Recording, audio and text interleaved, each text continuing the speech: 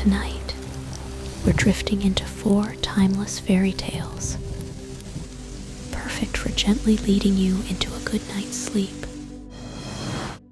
Let's open our book for tonight.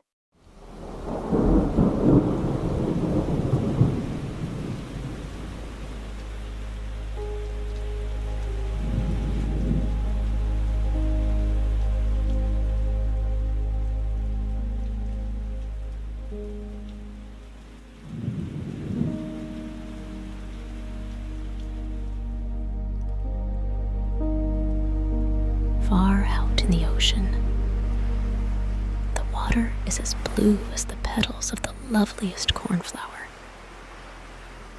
and as clear as the purest glass. But it is very deep too. It goes down deeper than any anchor rope will go, and many, many steeples would have to be stacked, one on top of another, to reach from the bottom to the surface of the sea. It is down there that the sea folk live. Now, don't suppose that there are only bare white sands at the bottom of the sea. No, indeed.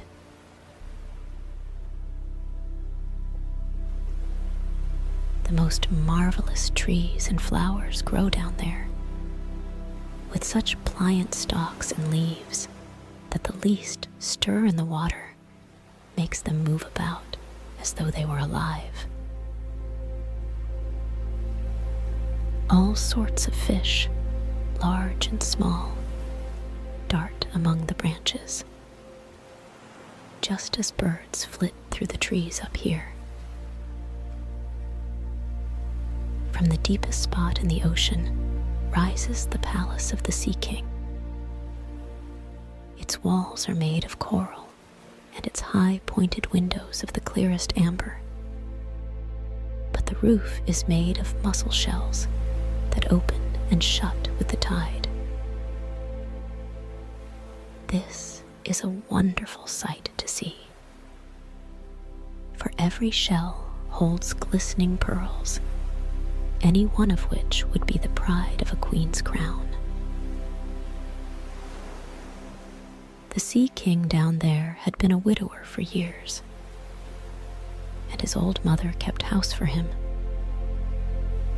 She was a clever woman, but very proud of her noble birth. Therefore, she flaunted 12 oysters on her tail, while the other ladies of the court were only allowed to wear 6. Except for this, she was an altogether praiseworthy person, particularly so because she was extremely fond of her granddaughters, the little sea princesses. They were 6 lovely girls, but the youngest was the most beautiful of them all. Her skin was as soft and tender as a rose petal, and her eyes were as blue as the deep sea. But like all the others, she had no feet. Her body ended in a fishtail. The whole day long they used to play in the palace, down in the great halls where live flowers grew on the walls. Whenever the high amber windows were thrown open, the fish would swim in, just as swallows dart into our rooms when we open the windows. But these fish now would swim right up to the little princesses to eat out of their hands and let themselves be petted. Outside the palace was a big garden with flaming red and deep blue trees. Their fruit glittered like gold, and their blossoms flamed like fire on their constantly waving stalks. The soil was very fine sand indeed, blue as burning brimstone. A strange blue veil lay over everything down there. You would have thought yourself aloft in the air with only the blue sky above and beneath you, rather than down at the bottom of the sea. When there was a dead calm, you could just see the sun, like a scarlet flower with light streaming from its calyx. Each little princess had her own small garden plot, where she could dig and plant whatever she liked. One of them made her little flower bed in the shape of a whale. Another thought it neater to shape hers like a little mermaid. But the youngest of them made hers as round as the sun. And there she grew only flowers, which were as red as the sun itself. She was an unusual child, quiet and wistful. And when her sisters decorated their gardens with all kinds of odd things they had found in sunken ships, she would allow nothing in hers except flowers as red as the sun and a pretty marble statue. This figure of a handsome boy, carved in pure white marble, had sunk down to the bottom of the sea from some ship that was wrecked. Beside the statue, she planted a rose-colored weeping willow tree, which thrived so well that its graceful branches shaded the statue and hung down to the blue sand, where their shadows took on a violet tint and swayed as the branches swayed. It looked as if the roots and the tips of the branches were kissing each other in play. Nothing gave the youngest princess such pleasure as to hear about the world of human beings up above them.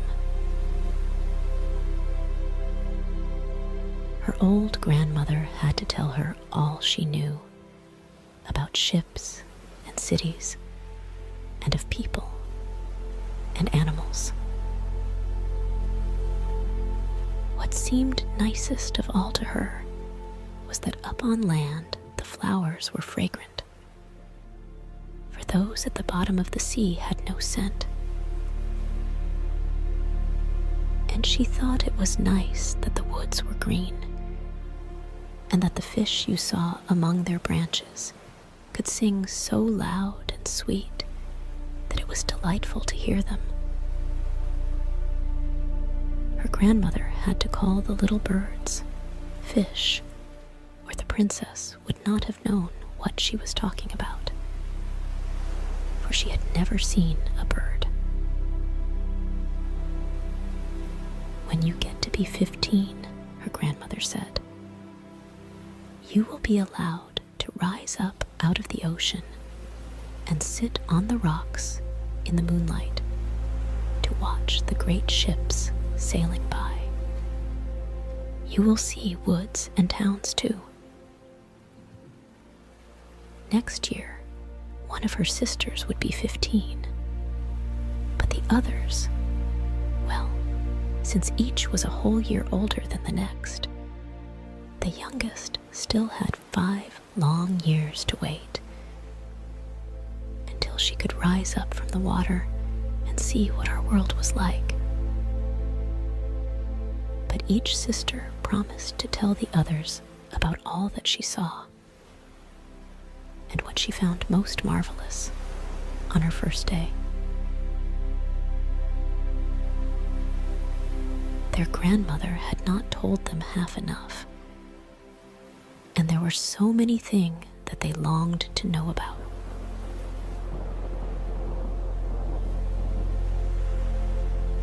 The the most eager of them all was the youngest, the very one who was so quiet and wistful.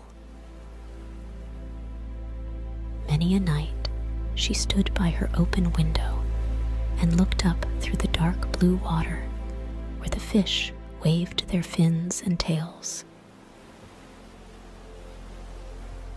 She could just see the moon and stars. To be sure, their light was quite dim, but looked at through the water, they seemed much bigger than they appear to us.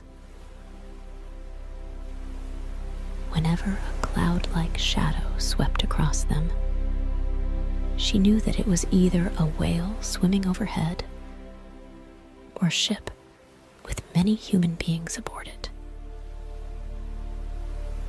Little did they dream that a pretty young mermaid was down below, stretching her white arms up toward the keel of their ship.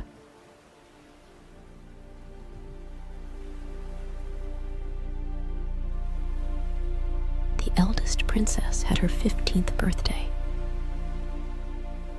so now she received permission to rise up out of the water. When she got back, she had 100 things to tell her sisters about. But the most marvelous thing of all, she said, was to lie on a sandbar in the moonlight when the sea was calm,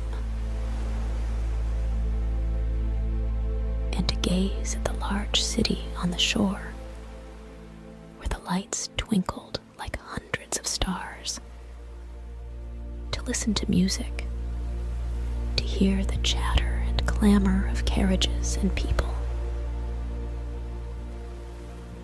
to see so many church towers and spires, and to hear the ringing bells.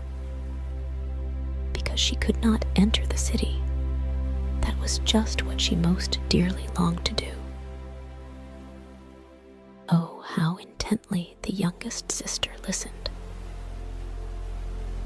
After this, whenever she stood at her open window at night and looked up through the dark blue waters, she thought of that great city with all of its clatter and clamor, and even fancied that in these depths she could hear the church bells ring. The next year, her second sister had permission to rise up to the surface and swim wherever she pleased.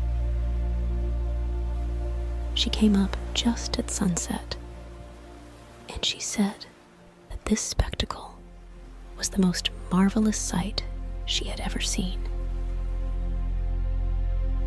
The heavens had a golden glow, and as for the clouds, she could not find words to describe their beauty. Splashed with red and tinted with violet, they sailed over her head.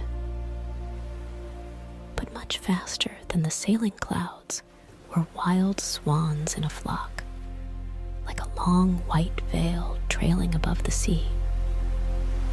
They flew toward the setting sun. She too swam toward it, but down it went, and all the rose-colored glow faded from the sea and sky. The following year, her third sister ascended, and as she was the boldest of them all, she swam up a broad river that flowed into the ocean. She saw gloriously green, vine-colored hills. Palaces and manor houses could be glimpsed through the splendid woods. She heard all the birds sing, and the sun shone so brightly that often she had to dive under the water to cool her burning face. In a small cove, she found a whole school of mortal children, paddling about in the water quite naked.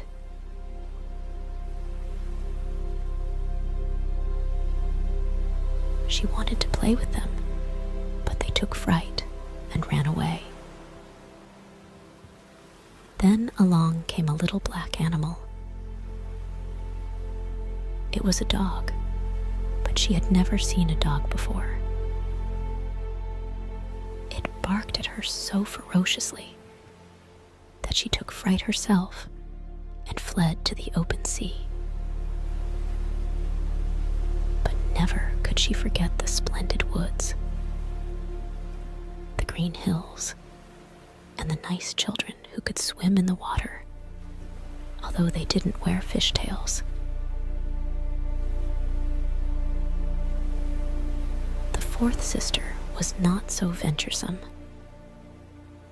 She stayed far out among the rough waves, which she said was a marvelous place. You could see all around you for miles and miles, and the heavens up above you were like a vast dome of glass. She had seen ships, but they were so far away that they looked like seagulls. Playful dolphins had turned somersaults, and monstrous whales had spouted water through their nostrils, so that it looked as if hundreds of fountains were playing all around them. Now the fifth sister had her turn. Her birthday came in the wintertime, so she saw things that none of the others had seen. The sea was a deep green color, and enormous icebergs drifted about. Each one glistened like a pearl, she said, but they were more lofty than any church steeple built by man. They assumed the most fantastic shapes and sparkled like diamonds. She had seated herself on the largest one, and all the ships that came sailing by sped away as soon as the frightened sailors saw her there, with her long hair blowing in the wind. In the late evening, clouds filled the sky. Thunder cracked, and lightning darted across the heavens. Black waves lifted those great bergs of ice on high, where they flashed when the lightning struck. On all the ships, the sails were reefed, and there was fear and trembling.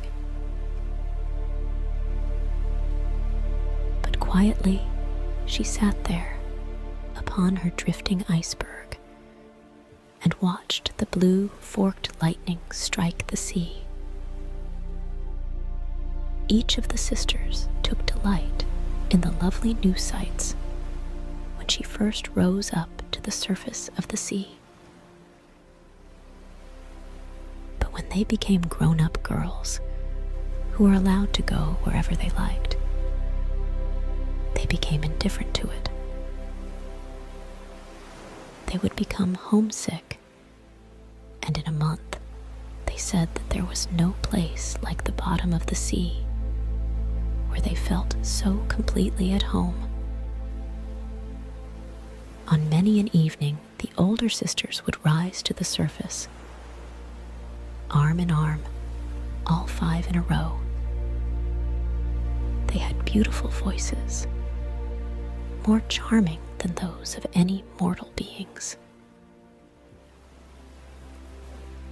When a storm was brewing and they anticipated a shipwreck, they would swim before the ship and sing most seductively of how beautiful it was at the bottom of the ocean, trying to overcome the prejudice that the sailors had against coming down to them. But people could not understand their song and mistook it for the voice of the storm. Nor was it for them to see the glories of the deep. When their ship went down, they were drowned. And it was as dead men that they reached the Sea King's palace On the evenings when the mermaids rose through the water like this, arm in arm, their youngest sister stayed behind, all alone, looking after them and wanting to weep. But a mermaid has no tears, and therefore she suffers so much more. "Oh, how I do wish I were 15, she said. "I know I shall love that world up there, and all the people who live in it." And at last she too came to be 15. "Now I'll have you off my hands," said her grandmother, the old Queen Dowager. "Come, let me adorn you like your sisters." In the little maid's hair, she put a wreath of white lilies, each petal of which was formed from half of a pearl. And the old queen let 8 big oysters fasten themselves to the princess's tail as a sign of her high rank. "But that hurts," said the little mermaid. "You must put up with a good deal to keep up appearances," her grandmother told her. Oh, how gladly she would have shaken off all these decorations and laid aside the cumbersome wreath. The red flowers in her garden were much more becoming to her, but she didn't dare to make any changes.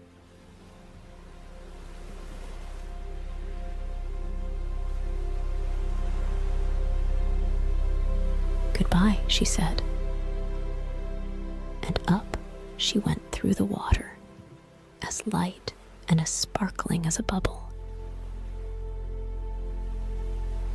The sun had just gone down when her head rose above the surface, but the clouds still shone like gold and roses. And in the delicately tinted sky sparkled the clear gleam of the evening star. The air was mild and fresh, and the sea unruffled. A great 3-master lay in view, with only one of all its sails set, for there was not even the whisper of a breeze. And the sailors idled about in the rigging and on the yards. There was music and singing on the ship. And as night came on, they lighted hundreds of such brightly colored lanterns that one might have thought the flags of all nations were swinging in the air. The little mermaid swam right up to the window of the main cabin, and each time she rose with the swell, she could peep in through the clear glass panes at the crowd of brilliantly dressed people within. The handsomest of them all was a young prince with big, dark eyes. He could not be more than 16 years old. It was his birthday, and that was the reason for all the celebration. Up on deck, the sailors were dancing, and when the prince appeared among them, 100 or more rockets flew through the air, making it as bright as day. These startled the little mermaid so badly that she ducked under the water.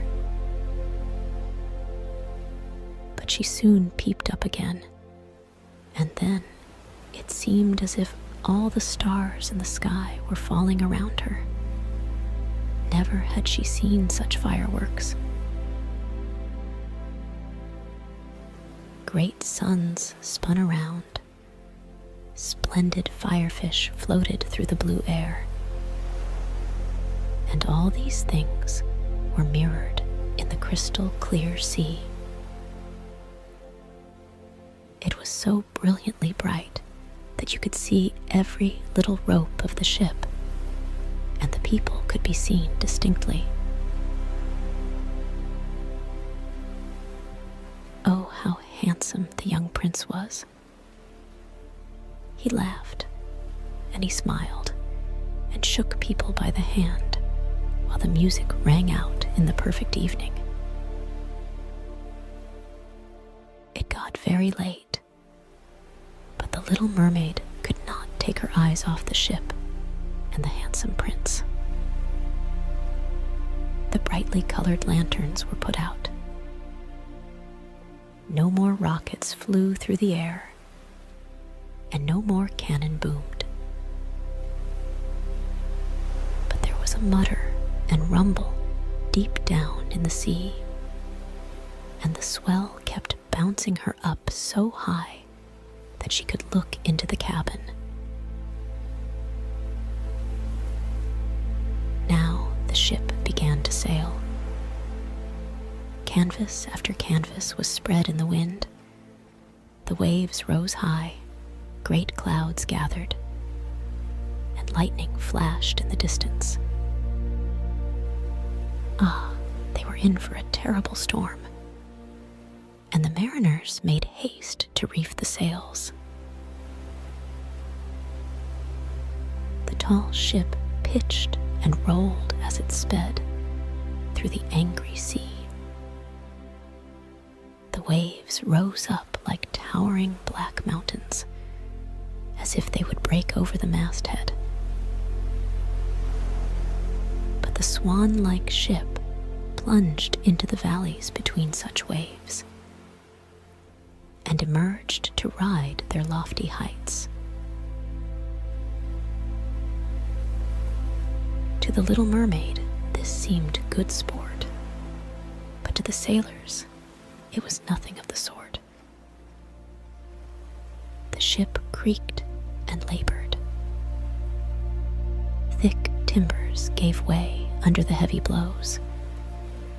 Waves broke over the ship. The mainmast snapped in two like a reed. The ship listed over on its side, and water burst into the hold. Now the little mermaid saw that people were in peril, and that she herself must take care to avoid the beams and wreckage tossed about by the sea. One moment it would be black as pitch, and she couldn't see a thing. Next moment, the lightning would flash so brightly that she could distinguish every soul on board. Everyone was looking out for himself as best he could. She watched closely for the young prince, and when the ship split in two, she saw him sink down in the sea. At first, she was overjoyed that he would be with her. But then, she recalled that human people could not live under the water, and he could only visit her father's palace as a dead man. No, he should not die. So she swam in among all the floating planks and beams, completely forgetting that they might crush her. She dived through the waves and rode their crests, until at length she reached the young prince, who was no longer able to swim in that raging sea. His arms and legs were exhausted. His beautiful eyes were closing, and he would have died if the little mermaid had not come to help him. She held his head above water and let the waves take them wherever the waves went. At daybreak, when the storm was over, not a trace of the ship was in view. The sun rose out of the waters, red and bright, and its beams seemed to bring the glow of life back to the cheeks of the prince. But but his eyes remained closed. The mermaid kissed his high and shapely forehead. As she stroked his wet hair in place, it seemed to her that he looked like that marble statue in her little garden. She kissed him again and hoped that he would live. She saw dry land rise before her in high blue mountains, topped with snow as glistening white as if a flock of swans were resting there. Down by the shore were splendid green woods, and in the foreground stood a church, or perhaps a convent. She didn't know which, but anyway, it was a building. Orange and lemon trees grew in its garden, and tall palm trees grew beside the gateway. Here the sea formed a little harbor, quite calm and very deep. Fine white sand had been washed up below the cliffs. She swam there with the handsome prince and stretched him out on the sand, taking special care to pillow his head up high in the warm sunlight.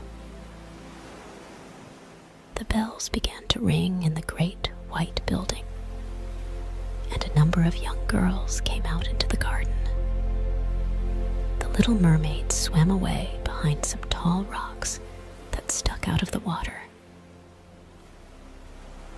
She covered her hair and her shoulders with foam so that no one could see her tiny face. And then she watched to see who would find the poor prince. In a little while, one of the young girls came upon him. She seemed frightened, but only for a minute. Then she called more people. The mermaid watched the prince regain consciousness and smile at everyone around him. But he did not smile at her, for he did not even know that she had saved him. She felt very unhappy. And when they led him away to the big building, she dived sadly down into the water and returned to her father's palace. She had always been quiet and wistful, and now she became much more so. Her sisters asked her what she had seen on her first visit up to the surface, but she would not tell them a thing. Many evenings and many mornings, she revisited the spot where she had left the prince. She saw the fruit in the garden ripened and harvested, and she saw the snow on the high mountain melted away. But she did not see the prince. So each time she came home sadder than she had left. It was her one consolation to sit in her little garden and throw her arms about the beautiful marble statue that looked so much like the prince. But she took no care of her flowers now. They overgrew the paths until the place was a wilderness. And their long stalks and leaves became so entangled in the branches of the tree that it cast a gloomy shade. Finally, she couldn't bear it any longer. She told her secret to one of her sisters. Immediately, all the other sisters heard about it. No one else knew, except a few more mermaids who told no one, except their most intimate friends. One of these friends knew who the prince was. She too had seen the birthday celebration on the ship. She knew where he came from and where his kingdom was. "Come, little sister," said the other princesses. Arm in arm, they rose from the water in a long row, right in front of where they knew the prince's palace stood. It was built of pale, glistening, golden stone with great marble staircases, one of which led down to the sea. Magnificent gilt domes rose above the roof, and between the pillars all around the building were marble statues that looked most lifelike.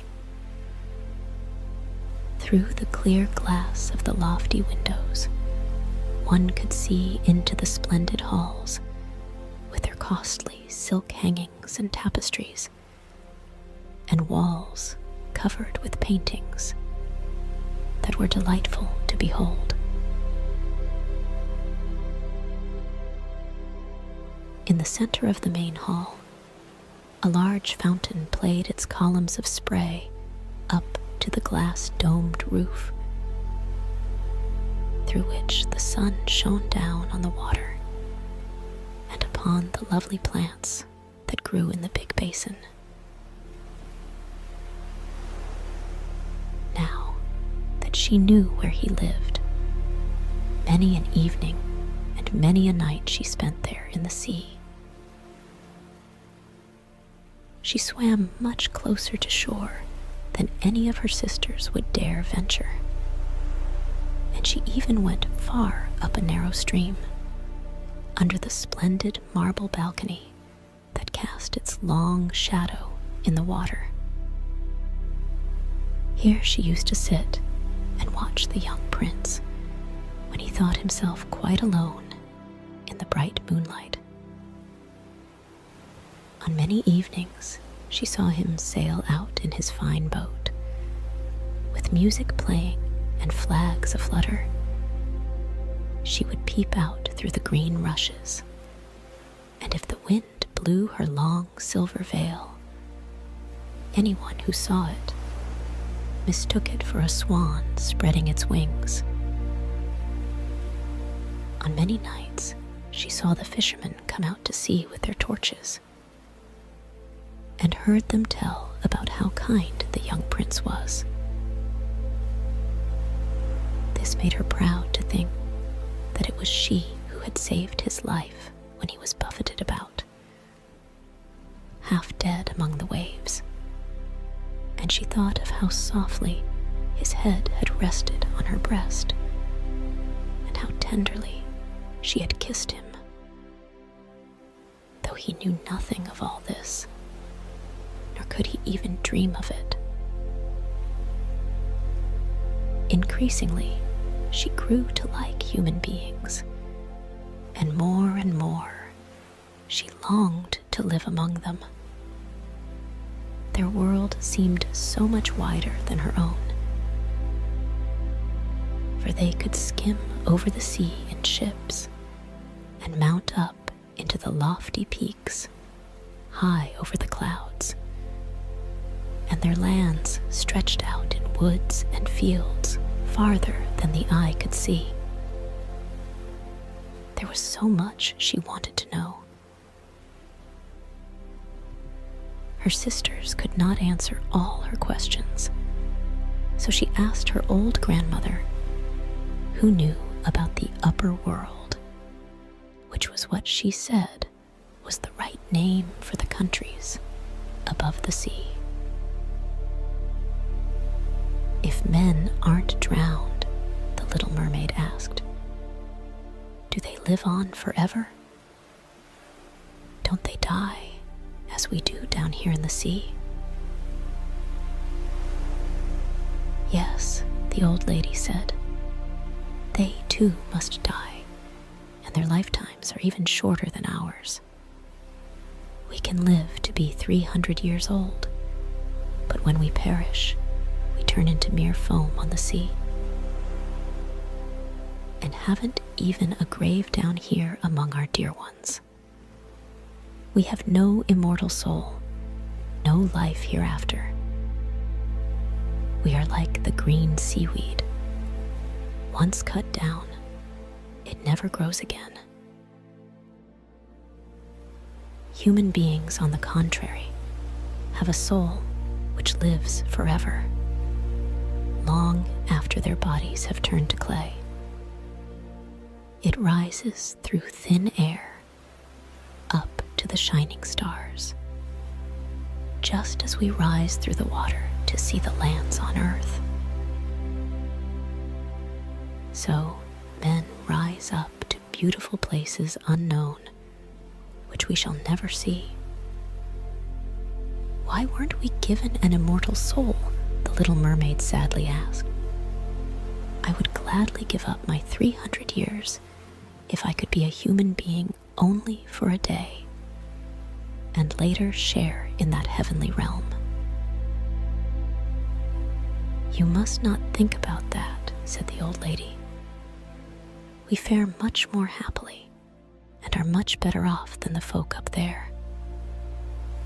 Then I must also die and float as foam upon the sea, not hearing the music of the waves, and seeing neither the beautiful flowers nor the red sun. Can't I do anything at all to win an immortal soul? No, her grandmother answered. Not unless a human being loved you so much that you meant more to him than his father and mother. If his every thought and his whole heart cleaved to you, so that he would let a priest join his right hand to yours, and would promise to be faithful here and throughout all eternity, then his soul would dwell in your body, and you would share in the happiness of mankind. He would give you a soul, and yet keep his own. But that can never come to pass. The very thing that is your greatest beauty here in the sea, your fishtail, would be considered ugly on land. They have such poor taste that to be thought beautiful there, you have to have two awkward props, which they call legs. The little mermaid sighed and looked unhappily at her fishtail. Come, let us be gay, the old lady said. Let us leap and bound throughout the 300 years that we have to live. Surely that is time and to spare, and afterwards we shall be glad enough to rest in our graves. We are holding a court ball this evening. This was a much more glorious affair than is ever to be seen on earth. The walls and the ceiling of the great ballroom were made of massive but transparent glass. Many hundreds of huge rose-red and grass-green shells stood on each side in rows, with the blue flames that burned in each shell illuminating the whole room and shining through the walls so clearly that it was quite bright in the sea outside. You could see the countless fish, great and small, swimming toward the glass walls. On some of them, the scales gleamed purplish red, while others were silver and gold. Across the floor of the hall ran a wide stream of water, and upon this the mermaids and mermen danced to their own entrancing songs. Such beautiful voices are not to be heard among the people who live on land. The little mermaid sang more sweetly than anyone else, and everyone applauded her. For a moment, her heart was happy because she knew she had the loveliest voice of all, in the sea or on the land. But her thoughts soon strayed to the world up above. She could not forget the charming prince, nor her sorrow that she did not have an immortal soul like his.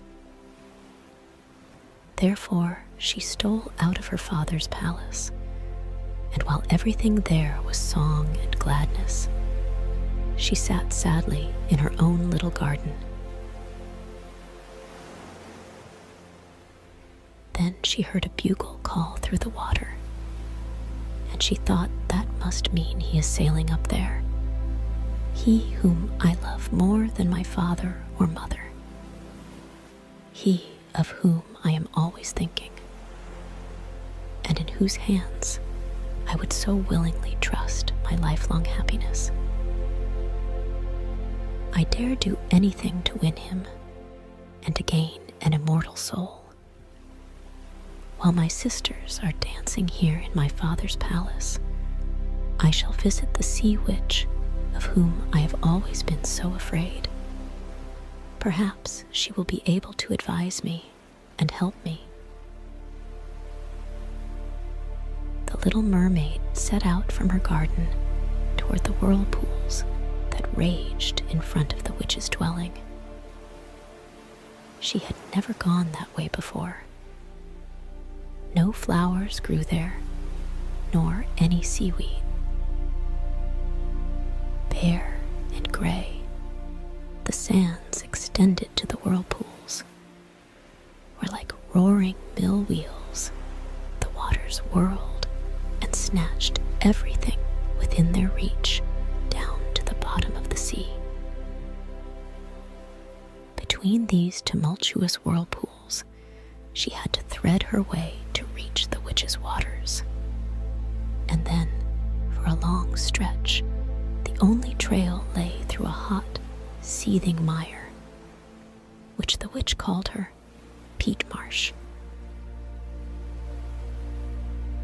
Beyond it, her house lay in the middle of a weird forest, where all the trees and shrubs were polyps, half animal and half plant.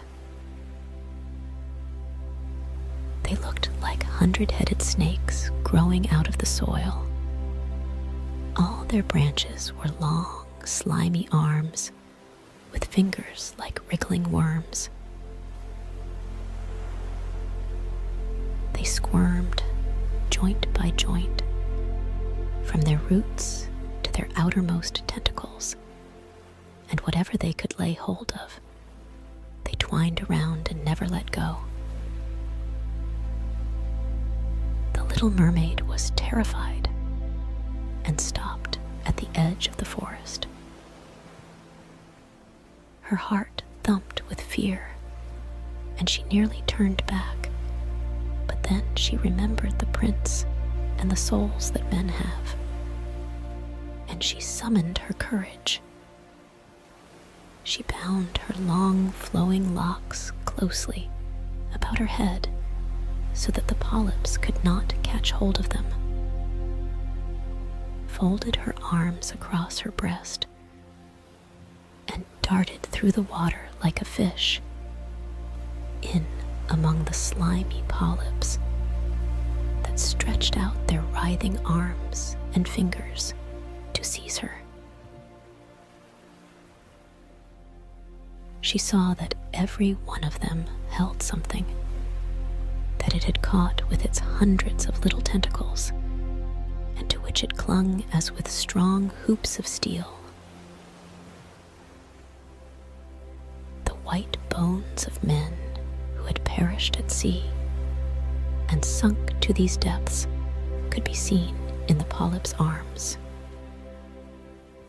Ships' rudders and seamen's chests and the skeletons of land animals had also fallen into their clutches.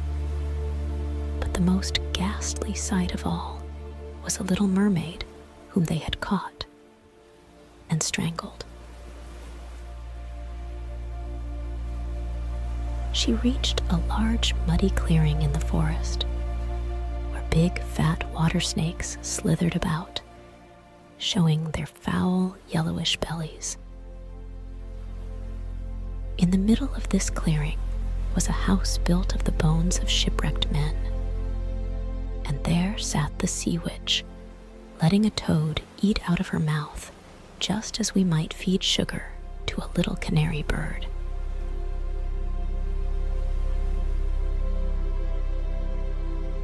She called the ugly fat water snakes her little chickabiddies and let them crawl and sprawl about on her spongy bosom.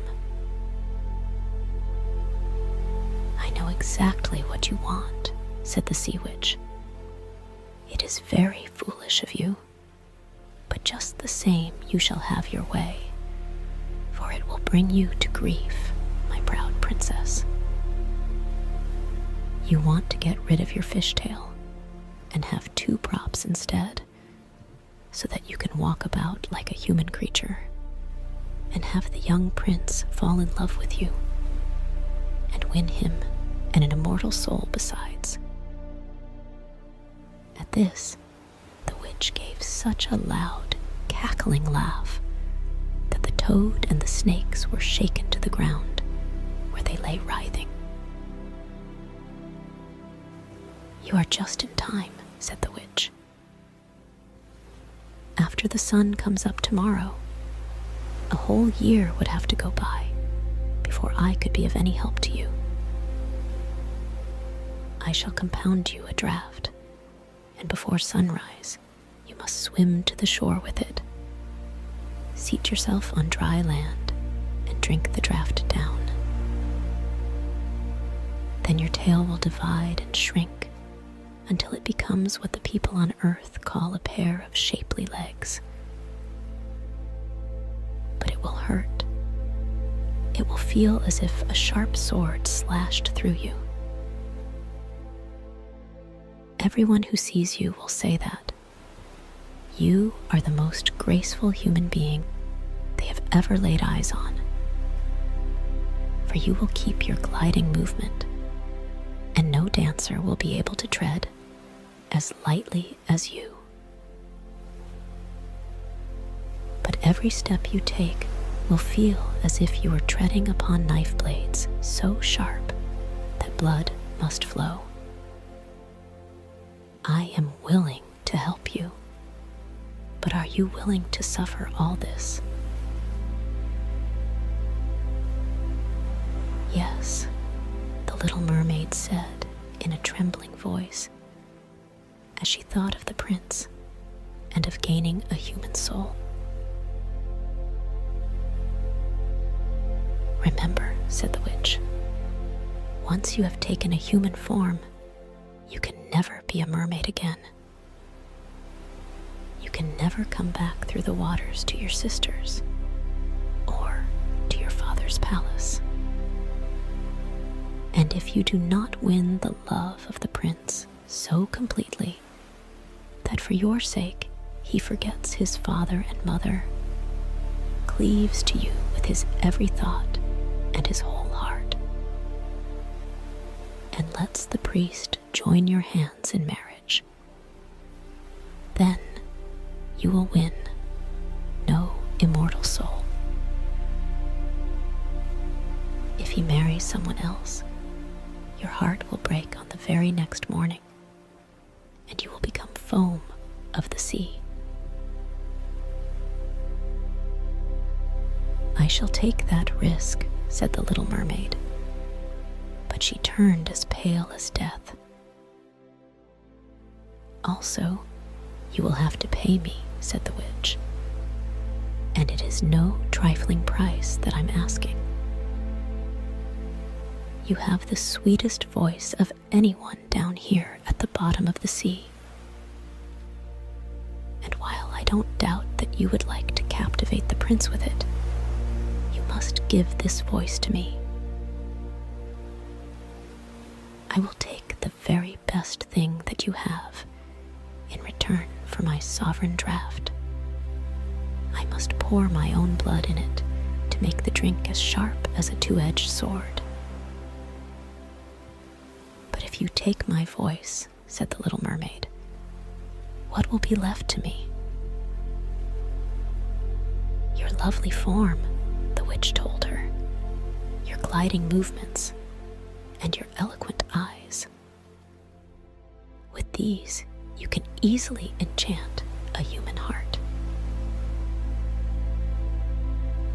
Well, have you lost your courage? Stick out your little tongue, and I shall cut it off. I'll have my price, and you shall have the potent draught. Go ahead, said the little mermaid. The witch hung her cauldron over the flames to brew the draught. Cleanliness is a good thing, she said, as she tied her snakes in a knot and scoured out the pot with them. Then she pricked herself in the chest and let her black blood splash into the cauldron. Steam swirled up from it in such ghastly shapes that anyone would have been terrified by them. The witch constantly threw new ingredients into the cauldron, and it started to boil with a sound like that of a crocodile shedding tears. When the draught was ready at last, it looked as clear as the purest water. There's your draught, said the witch, and she cut off the tongue of the little mermaid, who now was dumb and could neither sing nor talk.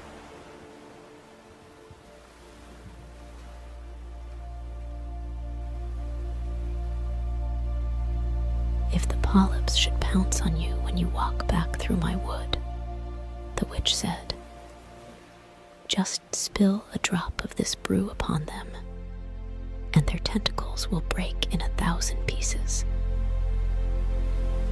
But there was no need of that, for the polyps curled up in terror as soon as they saw the bright draught. It glittered in the little mermaid's hand as if it were a shining star. So she soon traversed the forest, the marsh, and the place of raging whirlpools. She could see her father's palace. The lights had been snuffed out in the great ballroom, and doubtless everyone in the palace was asleep. But she dared not go near them, now that she was stricken dumb and was leaving her home forever. Her heart felt as if it would break with grief. She tiptoed into the garden, took one flower from each of her sister's little plots, blew 1,000 kisses toward the palace, and then mounted up through the dark blue sea. The sun had not yet risen when she saw the prince's palace. As she climbed his splendid marble staircase, the moon was shining clear. The little mermaid swallowed the bitter, fiery draught, and it was as if a two-edged sword struck through her frail body. She swooned away and lay there as if she were dead. When the sun rose over the sea, she awoke and felt a flash of pain. But directly in front of her stood the handsome young prince, gazing at her with his coal-black eyes. Lowering her gaze, she saw that her fishtail was gone, and that she had the loveliest pair of white legs any young maid could hope to have. But she was naked, so she clothed herself in her own long hair. prince asked who she was and how she came to be there. Her deep blue eyes looked at him tenderly, but very sadly, for she could not speak. Then he took her hand and led her into his palace.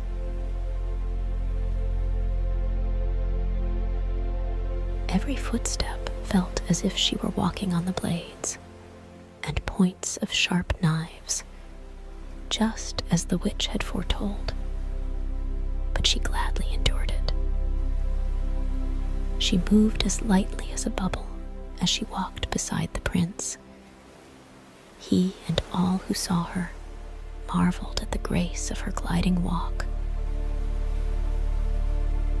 Once clad in the rich silk and muslin garments that were provided for her, she was the loveliest person in all the palace, though she was dumb and could neither sing nor speak. Beautiful slaves, attired in silk and cloth of gold, came to sing before the prince and his royal parents. One of them sang more sweetly than all the others, and when the prince smiled at her and clapped his hands, the little mermaid felt very unhappy, for she knew that she herself used to sing much more sweetly. Oh, she thought, if he only knew that I parted with my voice forever, so that I could be near him. Graceful slaves now began to dance to the most wonderful music. Then the little mermaid lifted her shapely white arms, rose up on the tips of her toes, and skimmed over the floor. No one had ever danced so well. Each movement set off her beauty to better and better advantage, and her eyes spoke more directly to the heart than any of the singing slaves could do. She charmed everyone, and especially the prince, who called her his dear little foundling. She danced time and again, though every time she touched the floor, she felt as if she were treading on sharp-edged steel. The prince said he would keep her with him always, and that she was to have a velvet pillow to sleep on outside his door. He had a page's suit made for her, so that she could go with him on horseback. They would ride through the sweet, scented woods, where the green boughs brushed her shoulders, and where the little birds sang among the fluttering leaves. She climbed up high mountains with the prince, and though her tender feet bled so that all could see it, she only laughed and followed him on until they could see the clouds driving far below, like a flock of birds in flight to distant lands. At home in the prince's palace, while the others slept at night, she would go down the broad marble steps to cool her burning feet in the cold sea water, and then she would recall those who lived beneath the sea.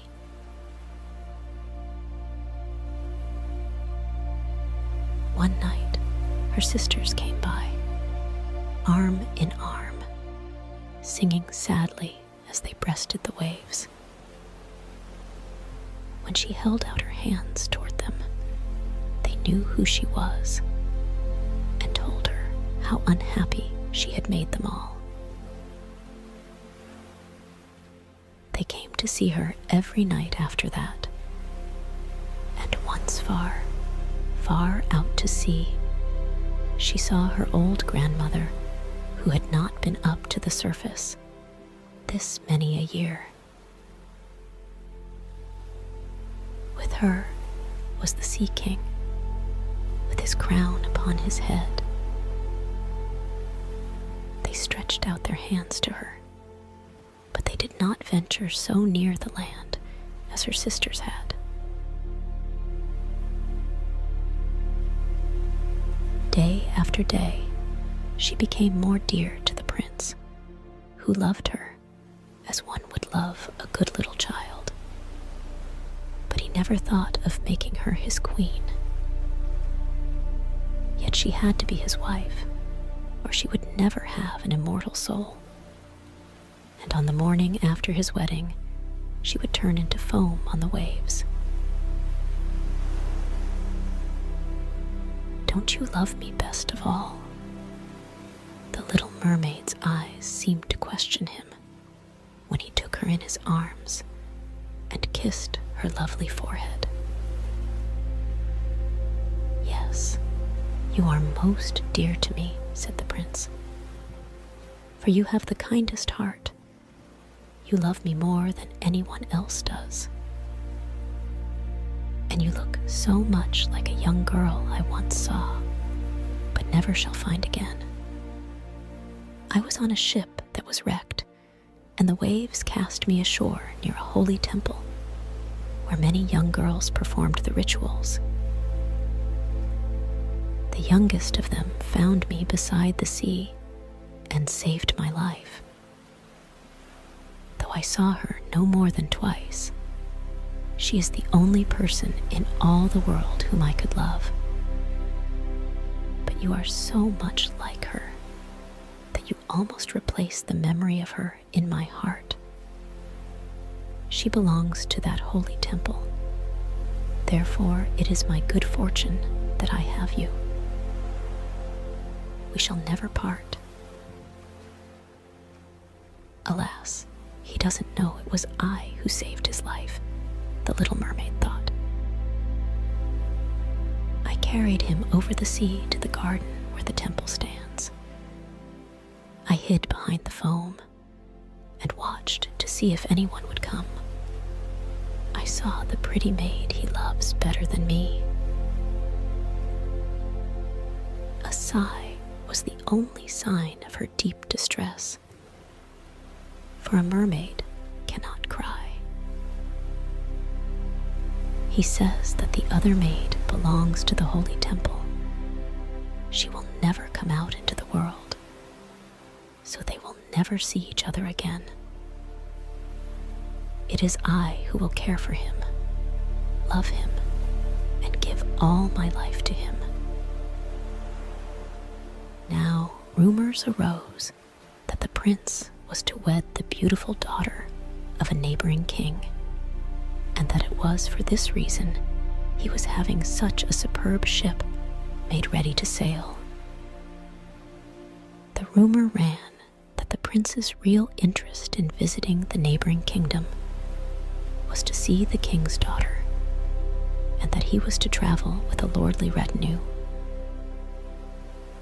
The little mermaid shook her head and smiled, for she knew the prince's thoughts far better than anyone else did.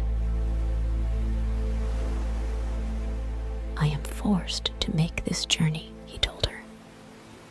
"I must visit the beautiful princess, for this is my parents' wish, but they would not have me bring her home as my bride against my own will, and I can never love her.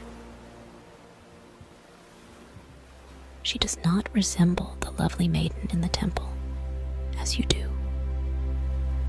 And if I were to choose a bride, I would sooner choose you, my dear mute foundling with those telling eyes of yours." And he kissed her on the mouth, fingered her long hair, and laid his head against her heart so that she came to dream of mortal happiness and an immortal soul.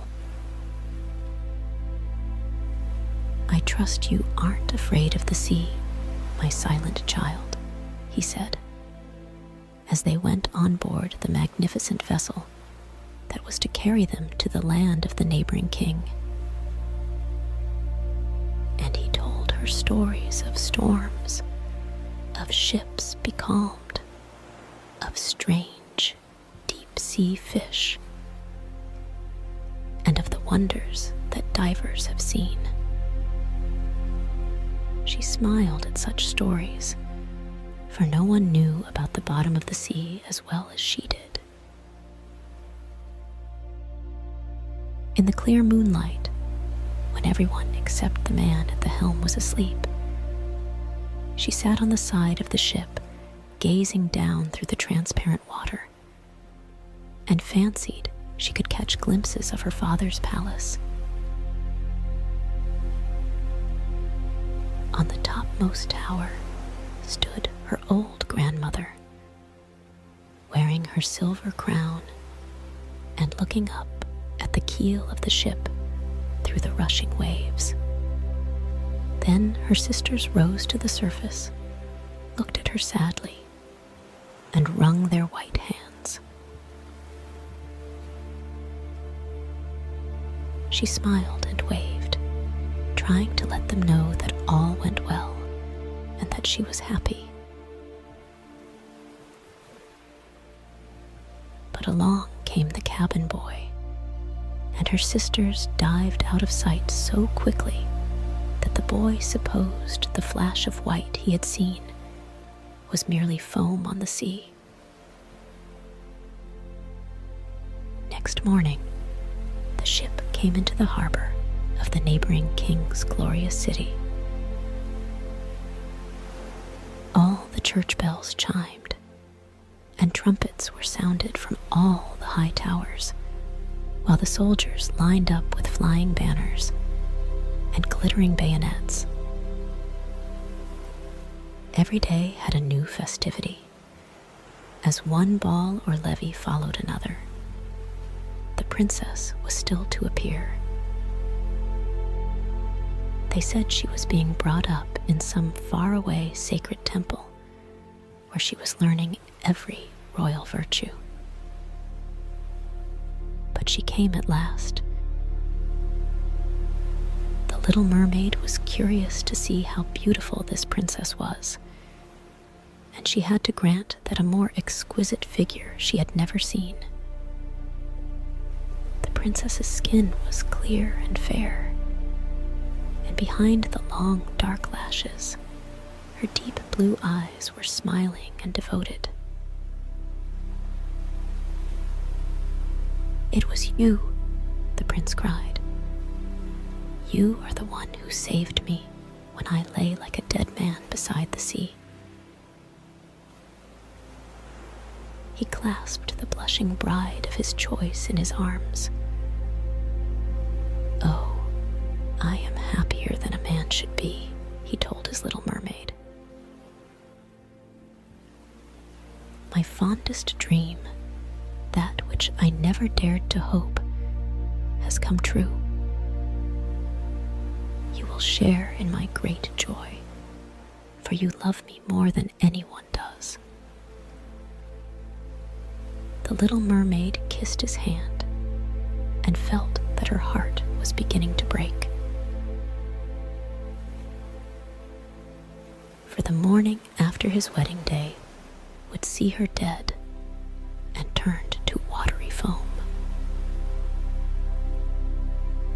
All the church bells rang out, and heralds rode through the streets to announce the wedding. Upon every altar, sweet-scented oils were burned in costly silver lamps. The priests swung their censers. The bride and the bridegroom joined their hands, and the bishop blessed their marriage. The little mermaid, clothed in silk and cloth of gold, held the bride's train, but she was deaf to the wedding march and blind to the holy ritual. Her thought turned on her last night upon earth and on all she had lost in this world. That same evening, the bride and bridegroom went aboard the ship. Cannon thundered and banners waved. On the deck of the ship, a royal pavilion of purple and gold was set up and furnished with luxurious cushions. Here, the wedded couple were to sleep on that calm, clear night. The sails swelled in the breeze, and the ship glided so lightly that it scarcely seemed to move over the quiet sea. All nightfall, brightly colored lanterns were lighted, and the mariners merrily danced on the deck. The little mermaid could not forget that first time she rose from the depths of the sea and looked on at such pomp and happiness. Light as a swallow pursued by his enemies, she joined in the whirling dance. Everyone cheered her, for never had she danced so wonderfully. Her tender feet felt as if they were pierced by daggers, but she did not feel it. Her heart suffered far greater pain. She knew that this was the last evening that she ever would see him for whom she had forsaken her home and family, for whom she had sacrificed her lovely voice and suffered such constant torment, while he knew nothing of all these things. It was the last night that she would breathe the same air with him, or look upon deep waters, or the star fields of the blue sky. A never-ending night, without thought and without dreams, awaited her who had no soul and could not get one. The merrymaking lasted long after midnight, yet she laughed and danced on, despite the thought of death she carried in her heart. The prince kissed his beautiful bride, and she toyed with his coal-black hair. Hand in hand, they went to rest in the magnificent pavilion. A hush came over the ship. Only the helmsman remained on deck as the little mermaid leaned her white arms on the bulwarks and looked to the east to see the first red hint of daybreak. For she knew that the first flash of the sun would strike her dead. Then she saw her sisters rise up among the waves. They were as pale as she, and there was no sign of their lovely long hair that the breezes used to blow. It had all been cut off. "We have given our hair to the witch," they said, "so that she would send you help and save you from death tonight. She gave us a knife. Here it is. See the sharp blade. Before the sun rises, you must strike it into the prince's heart. And when his warm blood bathes your feet, they will grow together and become a fishtail. Then you will be a mermaid again, able to come back to us in the sea and live out your 300 years before you die and turn into dead salt sea foam. Make haste. Here you must die before sunrise. Our old grandmother is so grief-stricken that her white hair is falling fast, just as ours did, under the witch's scissors. Kill the prince and come back to us. Hurry, hurry. See that red glow in the heavens. In a few minutes, the sun will rise, and you must die." So, saying, they gave a strange, deep sigh and sank beneath the waves. The little mermaid parted the purple curtains of the tent and saw the beautiful bride asleep with her head on the prince's breast. The mermaid bent down and kissed his shapely forehead. She looked at the sky, fast reddening for the break of day. She looked at the sharp knife and again turned her eyes toward the prince, who, in his sleep, murmured the name of his bride. His thoughts were all for her, and the knife blade trembled in the mermaid's hand. But then she flung it from her far out over the waves. Where it fell, the waves were red as if bubbles of blood seethed in the water. With eyes already glazing, she looked once more at the prince, hurled herself over the bulwarks into the sea, and felt her body dissolve in foam. The sun rose up from the waters.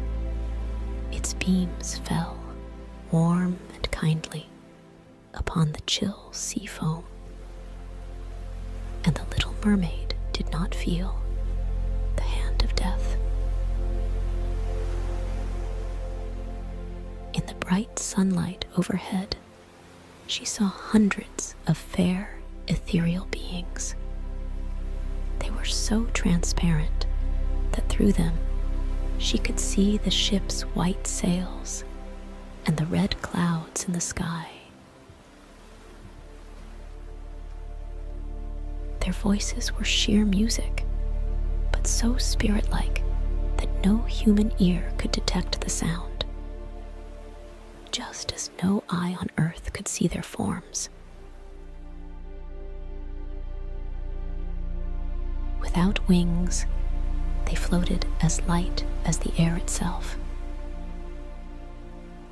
The little mermaid discovered that she was shaped like them, and that she was gradually rising up out of the foam. "Who are you, toward whom I rise?" she asked. And her voice sounded like those above her, so spiritual that no music on earth could match it. "We are the daughters of the air," they answered. A mermaid has no immortal soul and can never get one unless she wins the love of a human being. Her eternal life must depend upon a power outside herself. The daughters of the air do not have an immortal soul either, but they can earn one by their good deeds. We fly to the south, where the hot, poisonous air kills human beings unless we bring cool breezes. We carry the scent of flowers through the air, bringing freshness and healing balm wherever we go. When for 300 years we have tried to do all the good that we can, we are given an immortal soul and a share in mankind's eternal bliss. You, poor little mermaid, have tried with your whole heart to do this too. Your suffering and your loyalty have raised you up into the realm of airy spirits. And now, in the course of 300 years, you may earn by your good deeds a soul that will never die. The little mermaid lifted her clear, bright eyes toward God's sun, and for the first time, her eyes were wet with tears. On board the ship, all was astir and lively again.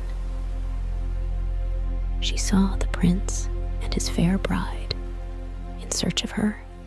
Then they gazed sadly into the seething foam as if they knew she had hurled herself into the waves. Unseen by them, she kissed the bride's forehead, smiled upon the prince,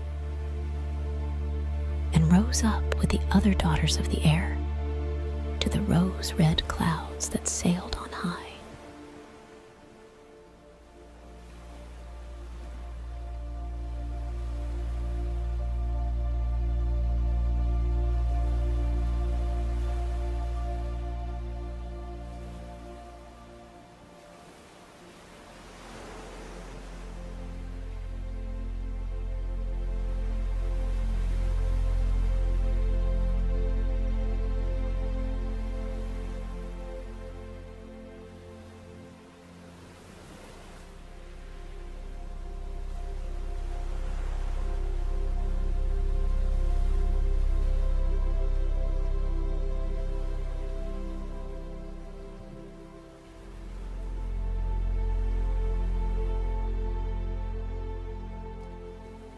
Once upon a time, there lived a king and queen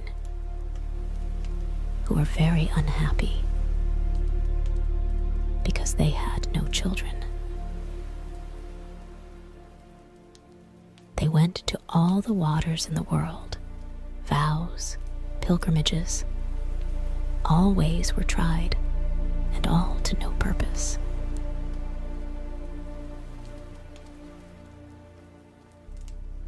But at last, a little daughter was born, and their sorrow was turned to joy. All the bells in the land were rung to tell the glad tidings. The king gave a christening feast so grand that the like of it had never been known. He invited all the fairies he could find in the kingdom. There were 7 of them, to come to the christening as godmothers. He hoped that each would give the princess a good gift.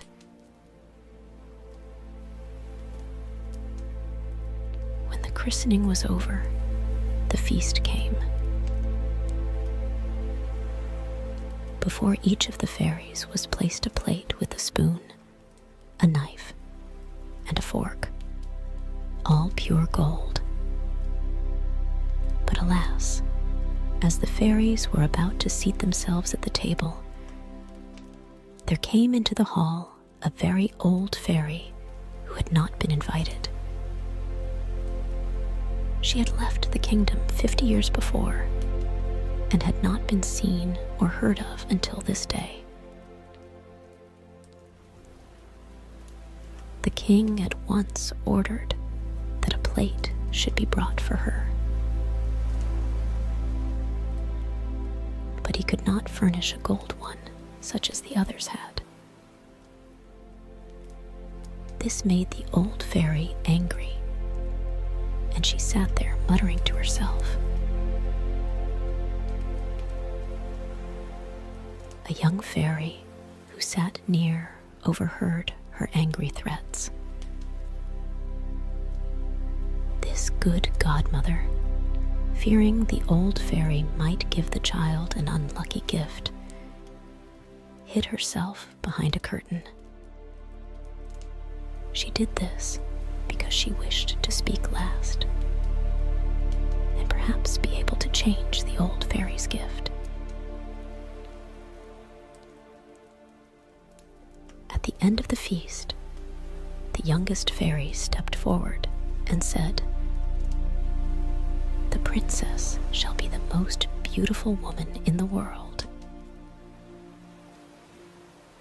The second said, "She shall have a temper as sweet as an angel." The third said, "She shall have a wonderful grace in all she does or says." The fourth said, she shall sing like a nightingale. The fifth said, she shall dance like a flower in the wind. The sixth said, she shall play such music as was never heard on earth. Then the old fairy's turn came. Shaking her head spitefully, she said, when the princess is 17 years old, she shall prick her finger with a spindle, and she shall die. At this, all the guests trembled, and many of them began to weep. The king and queen wept loudest of all. Just then, the wise young fairy came from behind the curtain and said, do not grieve, O king and queen. Your daughter shall not die. I cannot undo what my elder sister has done. The princess shall indeed prick her finger with the spindle, but she shall not die. She shall fall into sleep that will last 100 years. At the end of that time, a king's son will find her and awaken her. Immediately, all the fairies vanished. The king, hoping to save his child even from this misfortune, commanded that all spindles should be burned. This was done, but it was all in vain.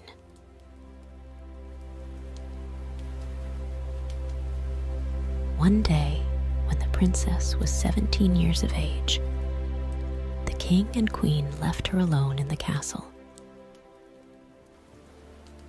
She wandered about the palace, and at last came to a little room in the top of a tower. There, an old woman, so old and deaf that she had never heard of the king's command, sat spinning.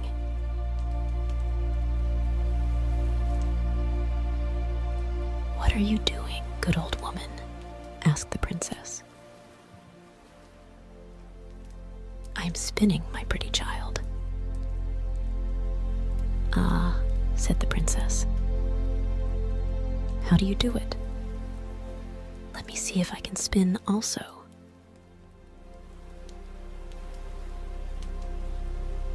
She had just taken the spindle in her hand when, in some way, it pricked her finger.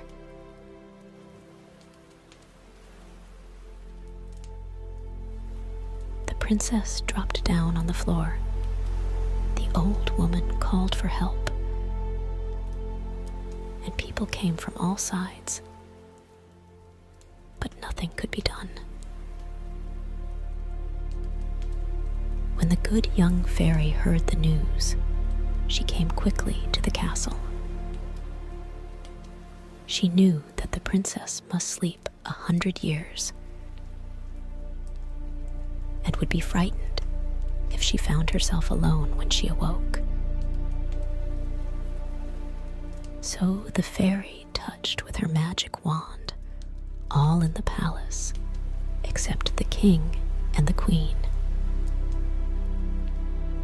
Ladies, gentlemen, pages, waiting maids, footmen, grooms in the stable, and even the horses. She touched them all. They all went to sleep just where they were when the wand touched them. Some of the gentlemen were bowing to the ladies. The ladies were embroidering. The grooms stood currying their horses, and the cook was slapping the kitchen boy. The king and queen departed from the castle, giving orders that no one was to go near it. This command, however, was not needed. In a little while, there sprang around the castle a wood so thick that neither man nor beast could pass through. A great many changes take place in 100 years. The king had no other child,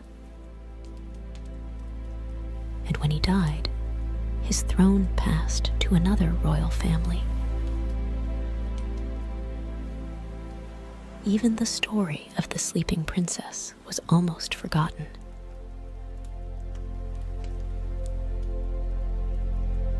One day, the son of the king, who was then reigning, was out hunting, and he saw towers rising above a thick wood. He asked what they were, but no one could answer him. At last, an old peasant was found who said, "Your Highness, 50 years ago, my father told me that there is a castle in the woods where a princess sleeps. The most beautiful princess that ever lived. It was said that she must sleep there 100 years, when she would be awakened by a king's son. At this, young prince determined to find out the truth for himself. He leaped from his horse and began to force his way through the wood.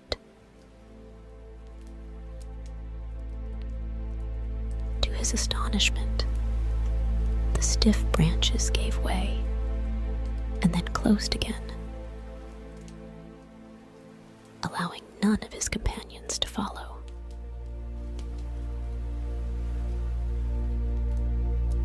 A beautiful palace rose before him. In the courtyard, the prince saw horses and men who looked as if they were dead. But he was not afraid and boldly entered the palace.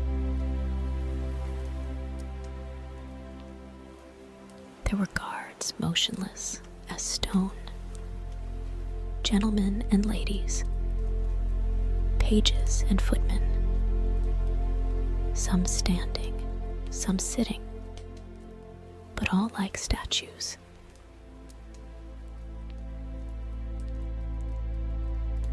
At last, the prince came to a chamber of gold, where he saw upon a bed the fairest sight one ever beheld. A princess of about 17 years, who looked as if she had just fallen asleep. Trembling, the prince knelt beside her and awakened her with a kiss. And now the enchantment was broken. The princess looked at him with wondering eyes and said, "Is it you, my prince? I have waited for you long."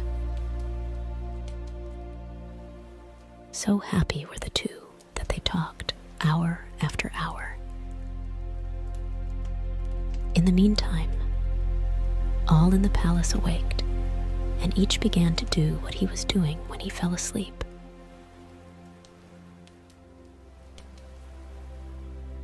The gentleman went on bowing to the ladies.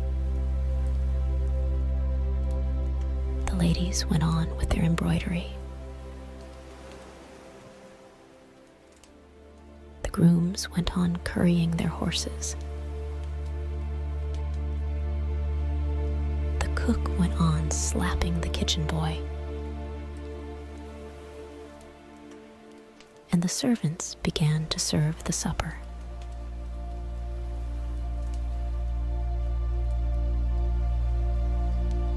Then the chief lady in waiting, who was ready to die of hunger, told the princess aloud that supper was ready. The prince gave the princess his hand, and they all went into the great hall for supper.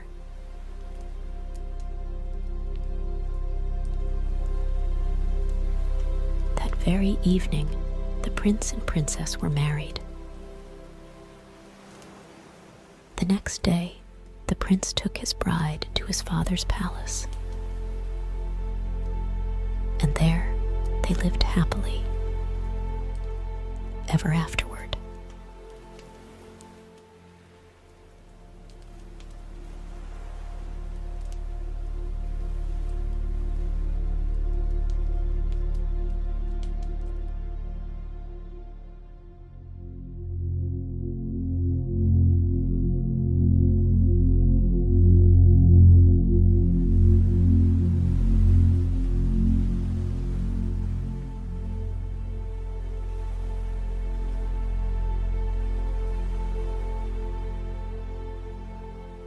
There was once a very rich merchant who had 6 children, 3 sons, and 3 daughters.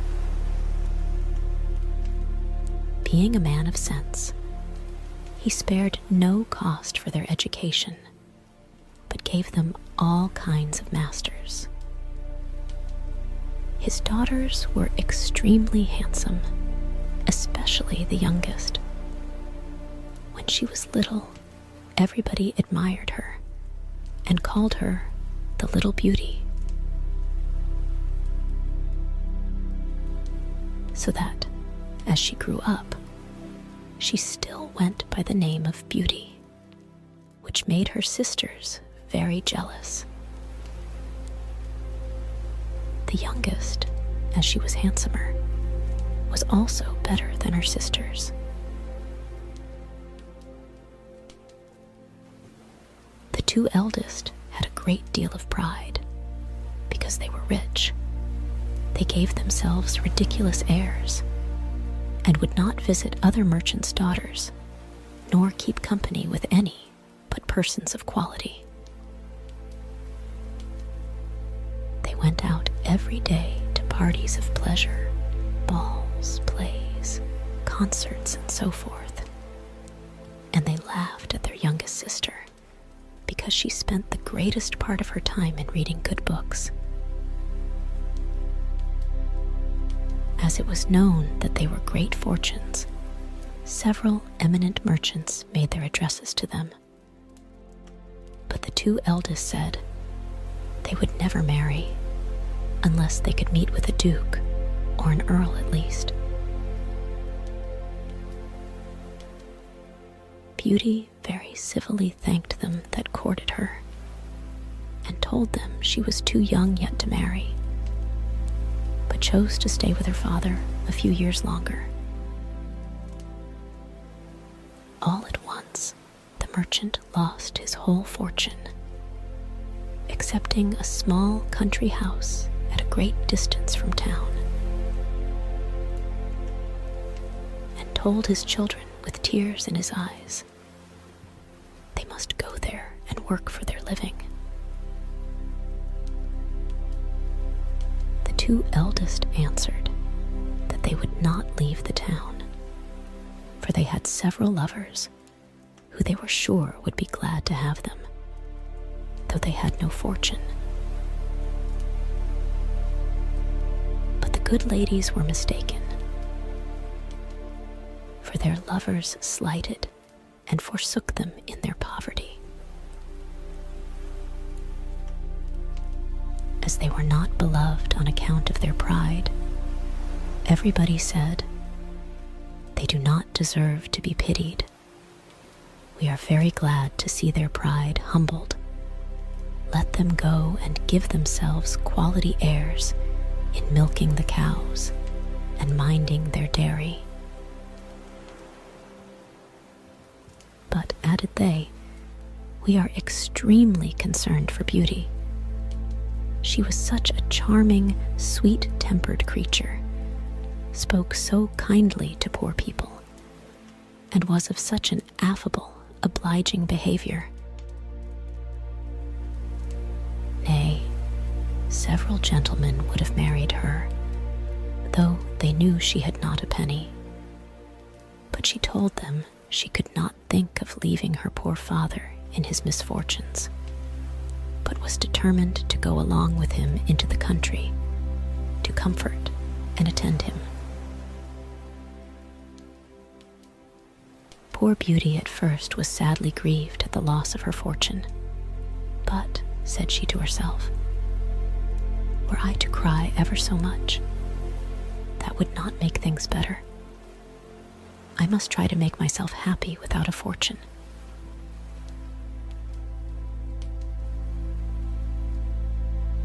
When they came to their country house, the merchant and his 3 sons applied themselves to husbandry and tillage. And Beauty rose at 4 in the morning and made haste to have the house clean and dinner ready for the family. In the beginning, she found it very difficult, for she had not been used to work as a servant. But in less than 2 months, she grew stronger and healthier than ever. After she had done her work, she read, played on the harpsichord, or else sung whilst she spun.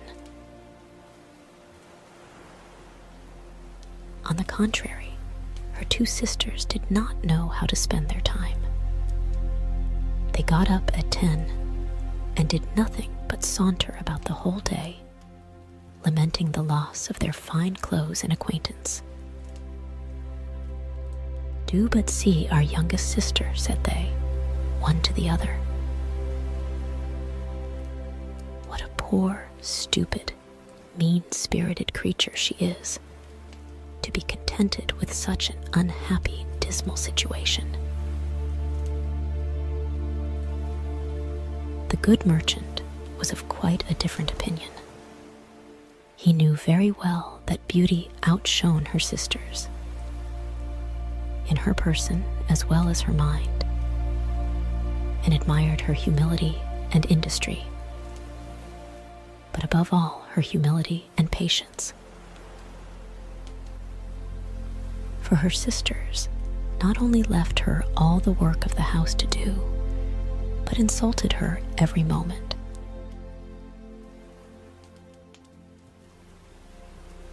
The family had lived about a year in this retirement when the merchant received a letter with an account that a vessel, on board of which he had effects, was safely arrived. This news had liked to have turned the heads of the 2 eldest daughters, who immediately flattered themselves with the hopes of returning to town, for they were quite weary of a country life. And when they saw their father ready to set out, they begged of him to buy them new gowns, headdresses, ribbons, and all manner of trifles. But Beauty asked for nothing, for she thought to herself, all the money her father was going to receive would scarce be sufficient to purchase everything her sisters wanted. "What will you have, Beauty?" said her father. "Since you have the goodness to think of me," answered she, "be so kind to bring me a rose, for as none grows hereabouts, they are a kind of rarity." Not that Beauty cared for a rose, but she asked for something, lest she should seem by her example to condemn her sister's conduct, who would have said she did it only to look particular.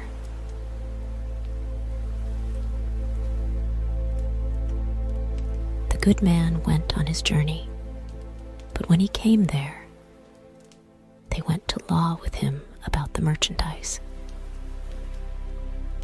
And after a great deal of trouble and pains to no purpose, he came back as poor as before.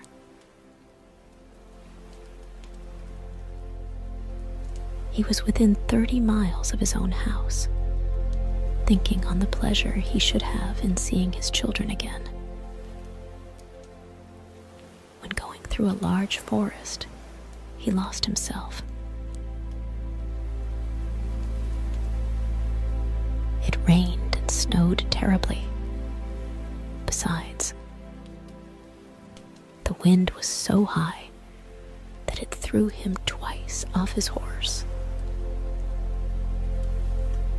And night coming on, he began to apprehend being either starved to death with cold and hunger, or else devoured by the wolves, whom he heard howling all round him. When, on a sudden, looking through a long walk of trees, he saw a light at some distance, and going on a little farther perceived it came from a palace illuminated from top to bottom.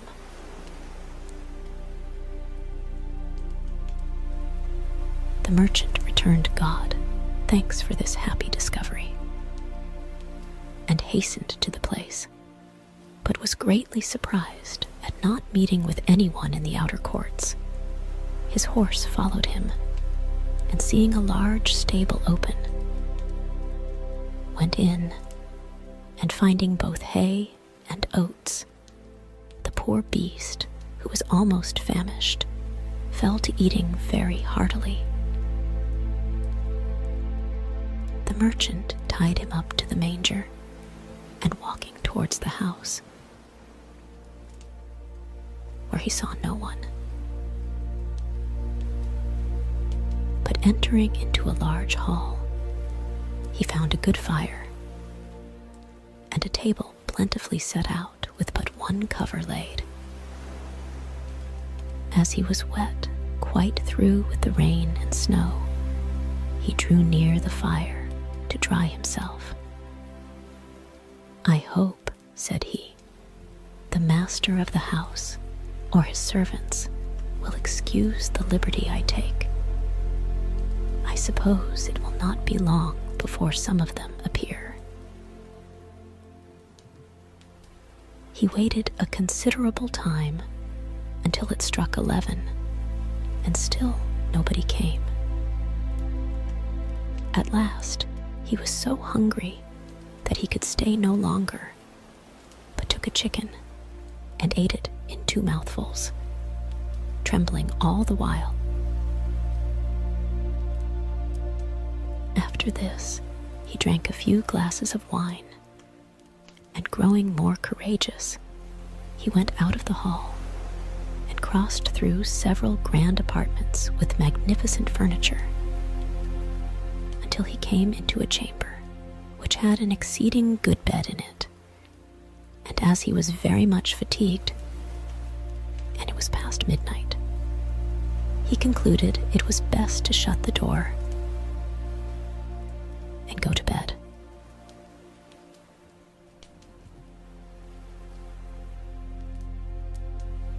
It was 10 the next morning before the merchant waked, and as he was going to rise, he was astonished to see a good suit of clothes in the room of his own, which were quite spoiled.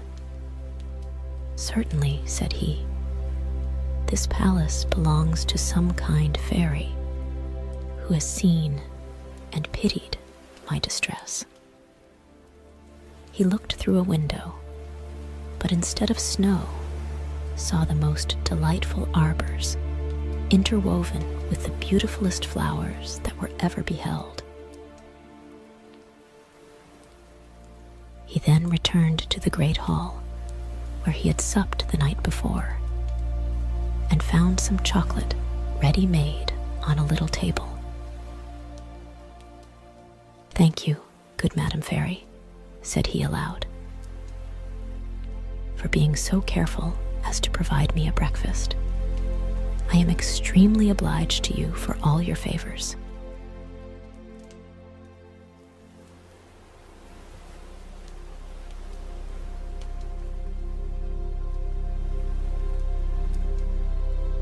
The good man drank his chocolate and then went to look for his horse.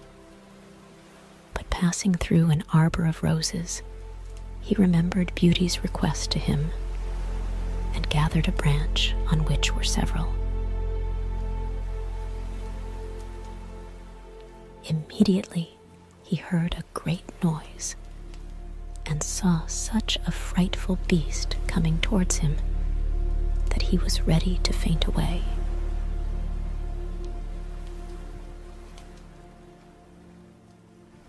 "You are very ungrateful," said the beast to him in a terrible voice. "I have saved your life by receiving you into my castle. And in return, you steal my roses, which I value beyond anything in the universe, but you shall die for it. I give you but a quarter of an hour to prepare yourself and say your prayers." The merchant fell on his knees and lifted up both his hands. "My lord," said he, "I beseech you to forgive me. Indeed, I had no intention to offend in gathering a rose for one of my daughters, who desired me to bring her one. My name is not my lord," replied the monster, "but beast. I don't love compliments, not I. I like people to speak as they think, and so do not imagine I am to be moved by any of your flattering speeches.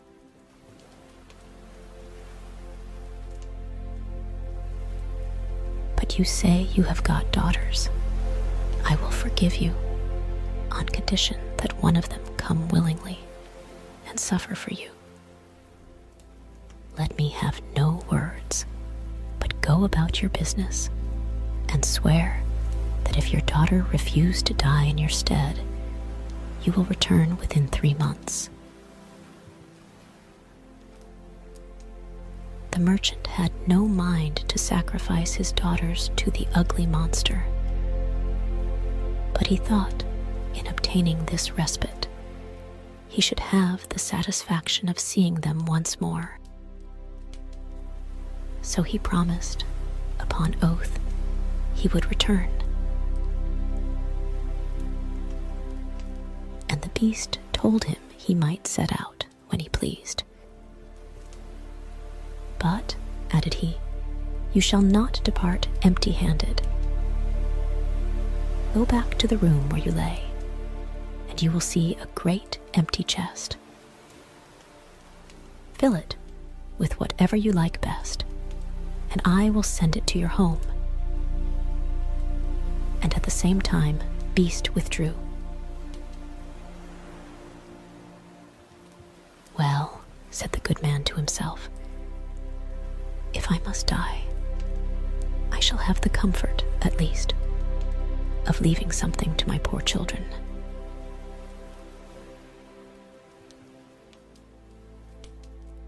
He returned to the bedchamber, and finding a great quantity of broad pieces of gold, he filled the great chest the beast had mentioned, locked it,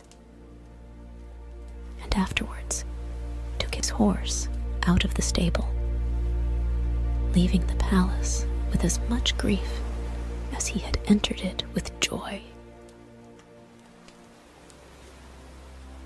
The horse, of his own accord, took one of the roads of the forest, and in a few hours the good man was at home. His children came round him, but instead of receiving their embraces with pleasure, he looked on them, and holding up the branch he had in his hands, he burst into tears. "Here, Beauty," said he. "Take these roses, but little do you think how dear they are like to cost your unhappy father." And then related his fatal adventure. Immediately, the two eldest set up lamentable outcries and said all manner of ill-natured things to Beauty, who did not cry at all. "Do but see the pride of that little wretch," said they. "She would not ask for fine clothes, as we did. But no, truly, Miss wanted to distinguish herself. So now she will be the death of our poor father. And yet she does not so much as shed a tear." "Why should I?" answered Beauty. "It would be very needless, for my father shall not suffer upon my account, since the monster will accept of one of his daughters. I will deliver myself up to all his fury, and I am very happy in thinking that my death will save my father's life and be a proof of my tender love for him."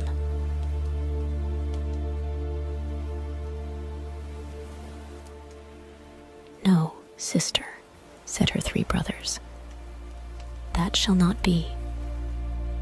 We will go find the monster and either kill him or perish in the attempt."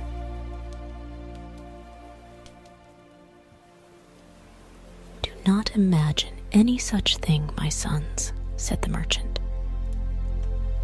"Beast's power is so great that I have no hopes of your overcoming him. I am charmed with Beauty's kind and generous offer, but I cannot yield to it. I am old and have not long to live, so can only loose a few years, which I regret for your sakes alone, my dear children."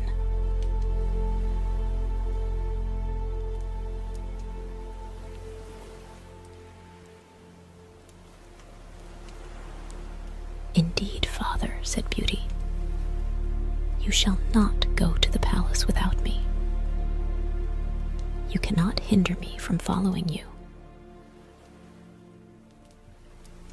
It was to no purpose all they could say.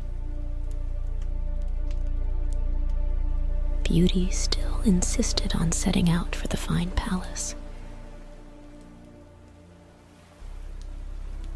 and her sisters were delighted at it, for her virtue and amiable qualities made them envious and jealous.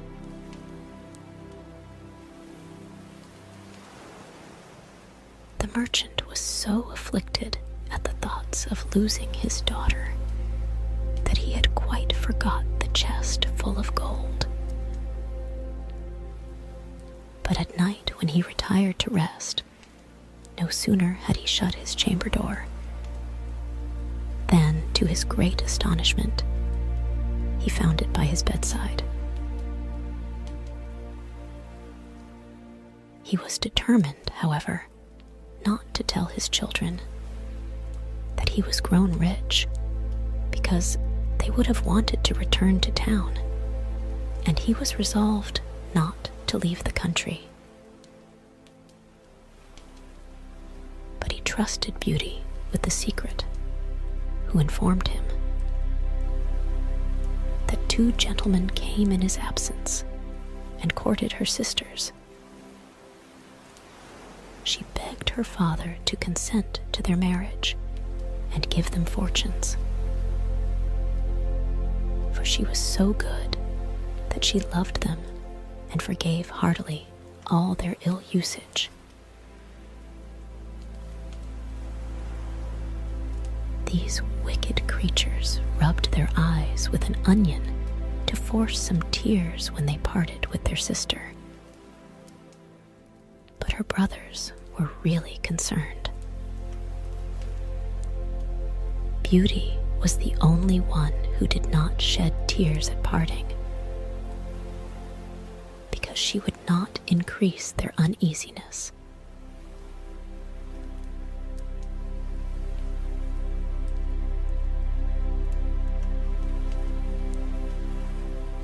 The horse took the direct road to the palace, and towards evening they perceived it illuminated as at first. The horse went of himself into the stable, and the good man and his daughter came into the great hall, where they found a table splendidly served up, and 2 covers. The merchant had no heart to eat, but Beauty, endeavoring to appear cheerful, sat down to table and helped him. Afterwards, thought she to herself, Beast surely has a mind to fatten me before he eats me, since he provides such plentiful entertainment.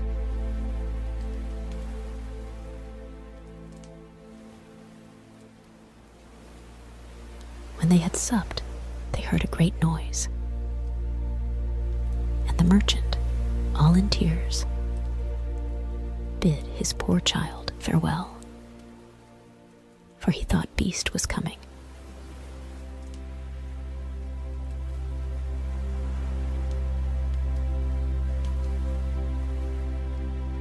Beauty was sadly terrified at his horrid form,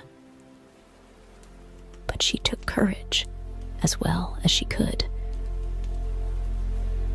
and the monster, having asked her if she came willingly,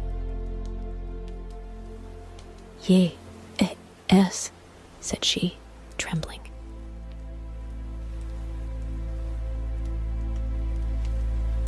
The Beast responded, You are very good, and I am greatly obliged to you, honest man. Go your ways tomorrow morning, but never think of coming here again. Farewell, Beauty. Farewell, Beast, answered he. And immediately the monster withdrew. Oh, daughter, said the merchant, embracing Beauty. I am almost frightened to death. Believe me, you had better go back and let me stay here. No, father, said Beauty in a resolute tone.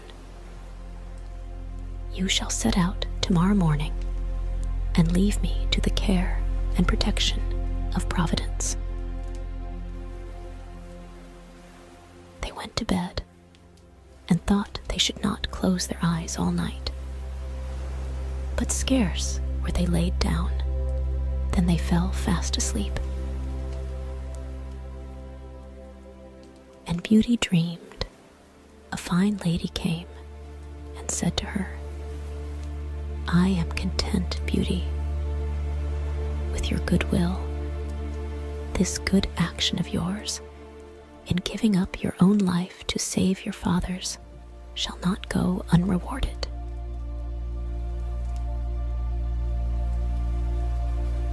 Beauty waked and told her father her dream, and though it helped to comfort him a little,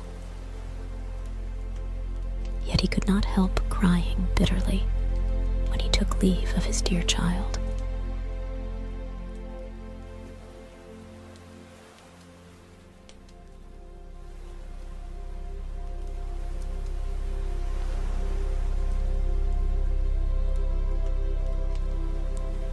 As soon as he was gone, Beauty sat down in the great hall and fell a-crying likewise. But as she was mistress of a great deal of resolution, she recommended herself to God and resolved not to be uneasy the little time she had to live. For she firmly believed Beast would eat her up that night.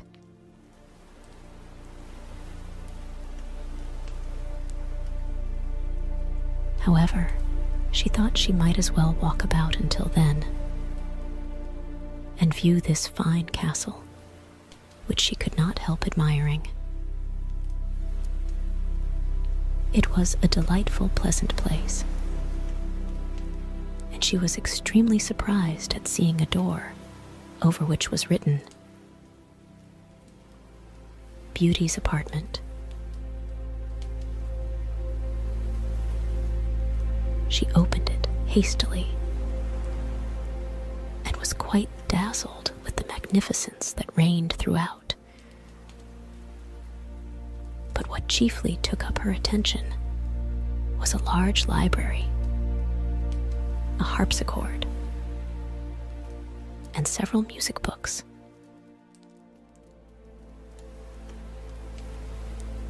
"Well," said she to herself, "I see they will not let my time hang heavy upon my hands for want of amusement." Then she reflected, "Were I but to stay here a day, there would not have been all these preparations." This consideration inspired her with fresh courage.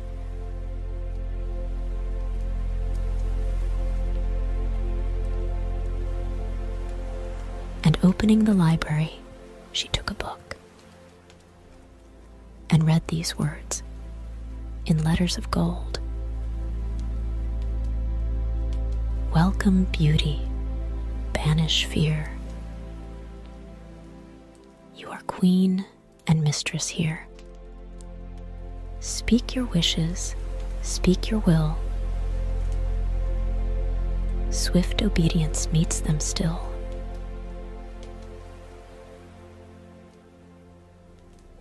"Alas," said she with a sigh, "there is nothing I desire so much as to see my poor father and know what he is doing." She had no sooner said this when, casting her eyes on a great looking glass, to her great amazement, she saw her own home, where her father arrived with a very dejected countenance. Her sisters went to meet him, and notwithstanding their endeavors to appear sorrowful, their joy, felt for having got rid of their sister, was visible in every feature.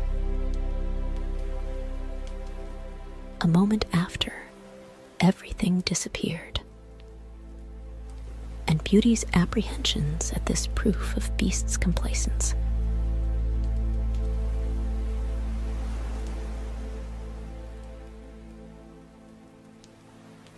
At noon, she found dinner ready,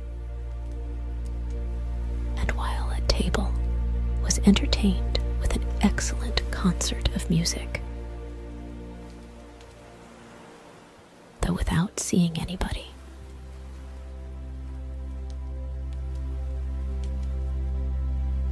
But at night, as she was going to sit down to supper, she heard the noise Beast made and could not help being sadly terrified. "Beauty," said the monster, "will you give me leave to see you sup?" "That is as you please," answered Beauty, trembling. "No," replied the Beast. "You alone are mistress here. You need only bid me gone, if my presence is troublesome, and I will immediately withdraw. But tell me, do not you think me very ugly?"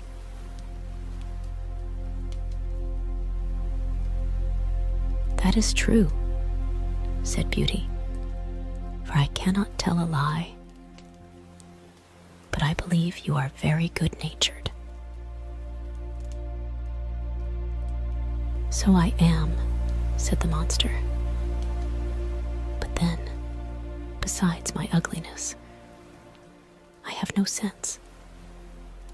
I know very well that I am a poor, silly, stupid creature. 'Tis no sign of folly to think so," replied Beauty. "For never did fool know this, or had so humble a conceit of his own understanding."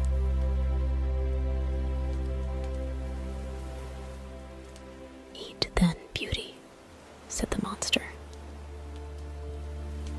"and endeavor to amuse yourself in your palace, for everything here is yours, and I should be very uneasy if you were not happy." "You are very obliging," answered Beauty. "I own I am pleased with your kindness. And when I consider that, your deformity scarce appears." "Yes, yes," said the beast. "My heart is good, but still I am a monster."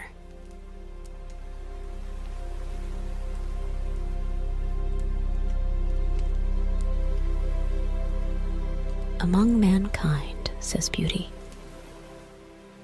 "there are many that deserve that name more than you. And I prefer you, just as you are, to those who, under a human form, hide a treacherous, corrupt, and ungrateful heart. If I had sense enough," replied the beast, "I would make a fine compliment to thank you. But I am so dull that I can only say, I am greatly obliged to you."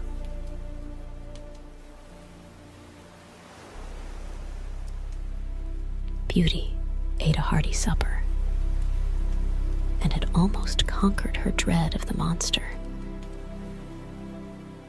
But she had like to have fainted away when he said to her,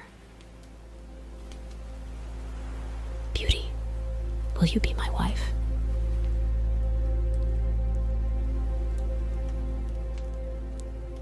She was some time before she dared answer, for she was afraid of making him angry if she refused. At last, however, she said, trembling, "No, beast." Immediately, the poor monster went to sigh and hissed so frightfully that the whole palace echoed. But Beauty soon recovered her fright, for Beast, having said in a mournful voice,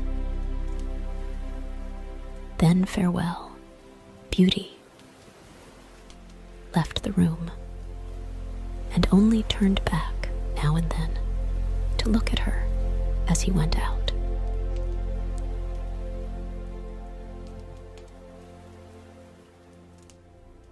When Beauty was alone, she felt a great deal of compassion for poor Beast. "Alas," said she, "'tis thousand pities. Anything so good-natured should be so ugly."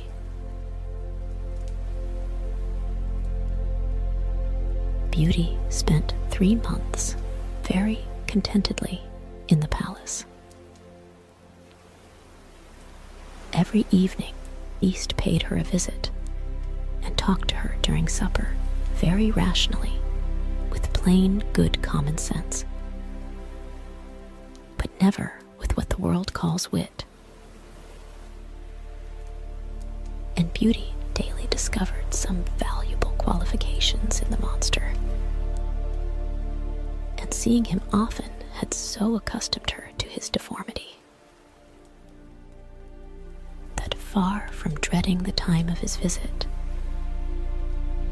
She would often look on her watch to see when it would be 9. For the beast never missed coming at that hour. There was but one thing that gave Beauty any concern, which was that every night before she went to bed, the monster always asked her if she would be his wife.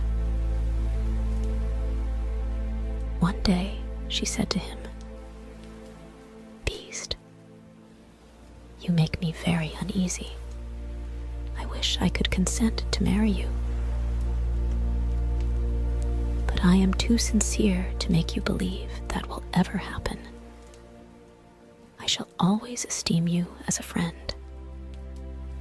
Endeavor to be satisfied with this."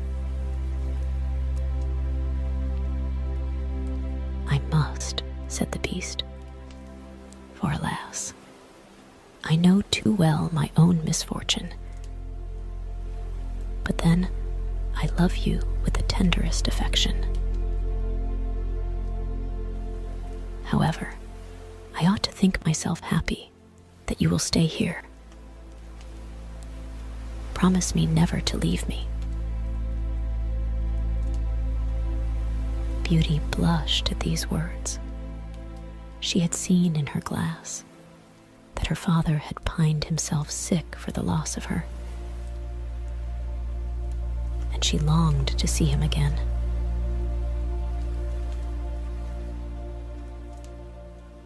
"I could," answered she, "indeed, promise never to leave you entirely. But I have so great a desire to see my father that I shall fret to death if you refuse me that satisfaction."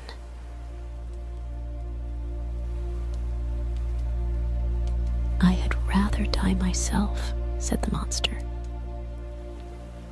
"than give you the least uneasiness. I will send you to your father. You shall remain with him, and poor beast will die with grief." "No," said Beauty, weeping. "I love you too well to be the cause of your death. I give you my promise to return in a week. You have shown me that my sisters are married and my brothers gone to the army. Only let me stay a week with my father, as he is alone."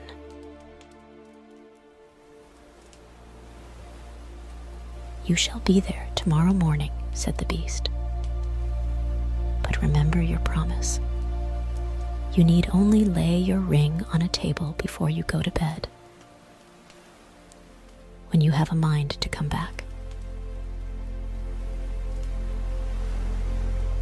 Farewell, Beauty." Beast sighed, as usual, bidding her good night. And Beauty went to bed very sad at seeing him so afflicted.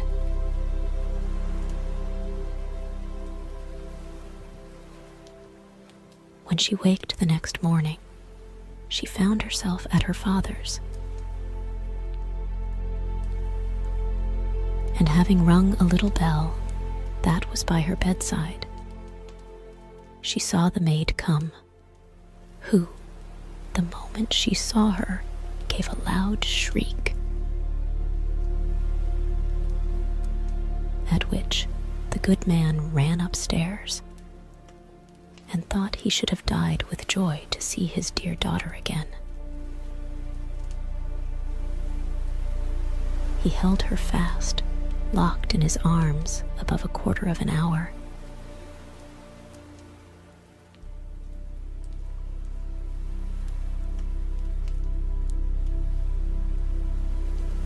As soon as the first transports were over, Beauty began to think of rising, and was afraid she had no clothes to put on. But the maid told her that she had just found in the next room.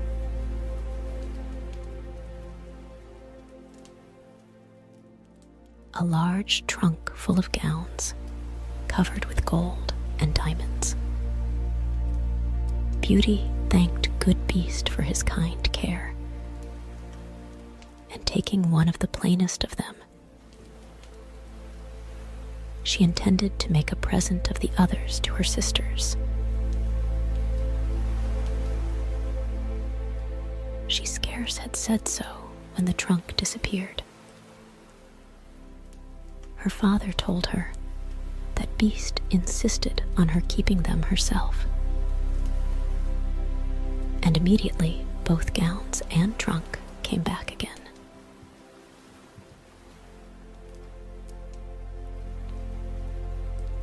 Beauty dressed herself, and in the meantime they sent to her sisters, who hastened thither with their husbands. They were both of them very unhappy.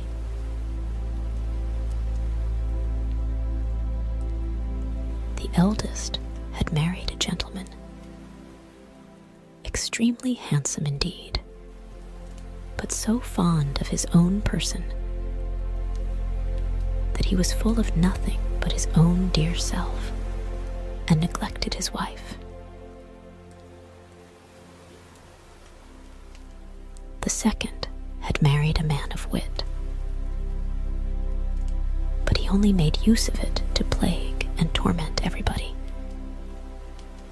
and his wife most of all.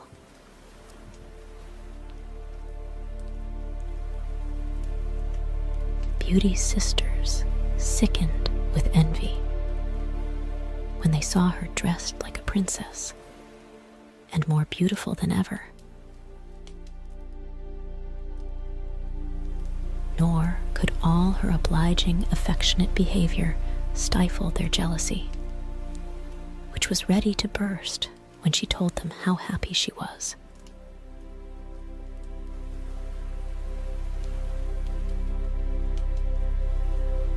They went down into the garden to vent it in tears, and said one to the other, "In what way is this little creature better than us, that she should be so much happier?"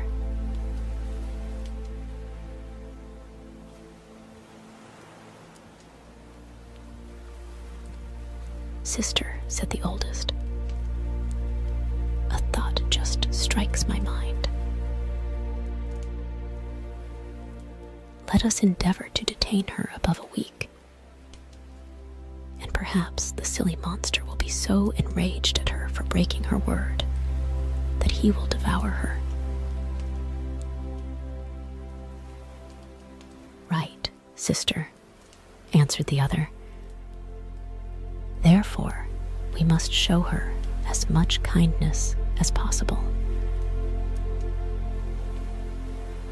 After they had taken this resolution, they went up and behaved so affectionately to their sister that poor Beauty wept for joy.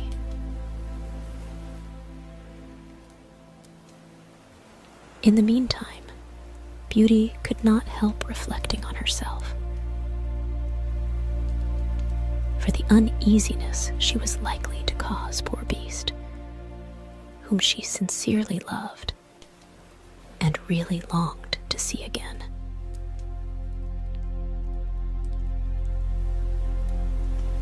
The 10th night she spent at her father's, she dreamed she was in the palace garden, and that she saw Beast extended on the grass plat, who seemed just expiring, and, in a dying voice, reproached her with her ingratitude.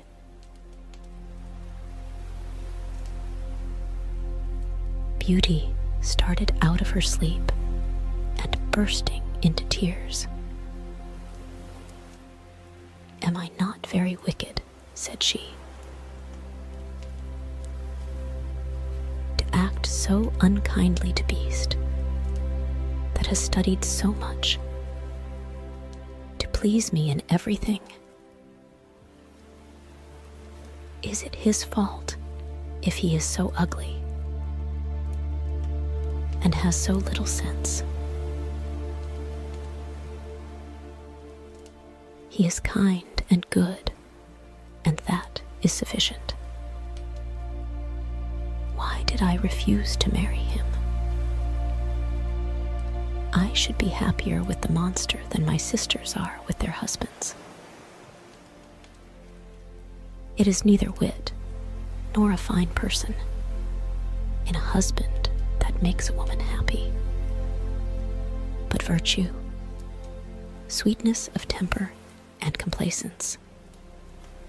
And Beast has all these valuable qualifications.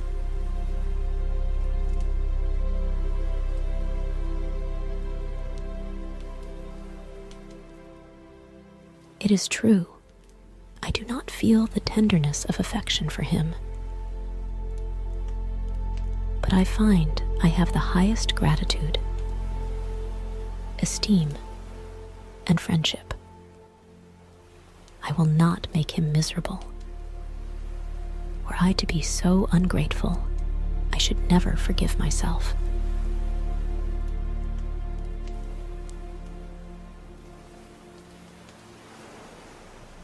Beauty, having said this, rose, put her ring on the table, and then laid down again. Scarce was she in bed before she fell asleep. And when she waked the next morning, she was overjoyed to find herself in the Beast's palace. She put on one of her richest suits to please him, and waited for evening with the utmost impatience. At last, the wished-for hour came. The clock struck 9,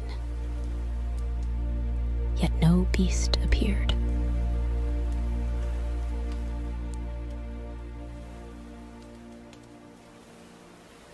Beauty then feared she had been the cause of his death. She ran crying and wringing her hands all about the palace, like one in despair. After having sought for him everywhere, she recollected her dream and flew to the canal in the garden, where she dreamed she saw him.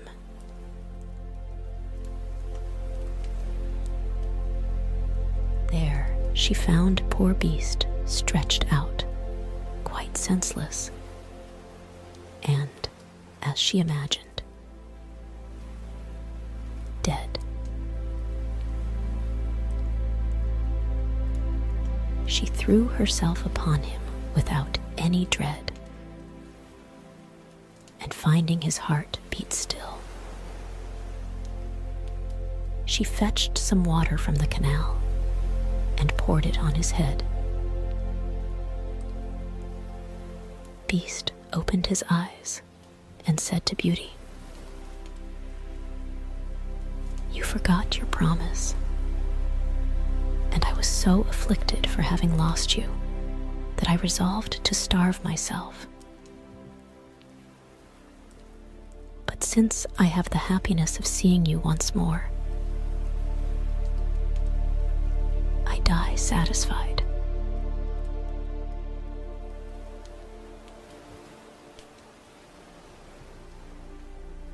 "No, dear Beast," said Beauty.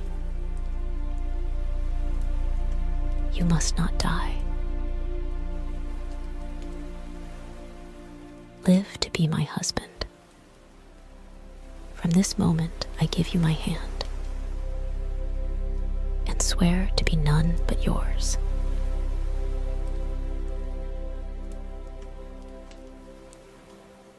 Alas, I thought I had only a friendship for you, but the grief I now feel convinces me that I cannot live without you.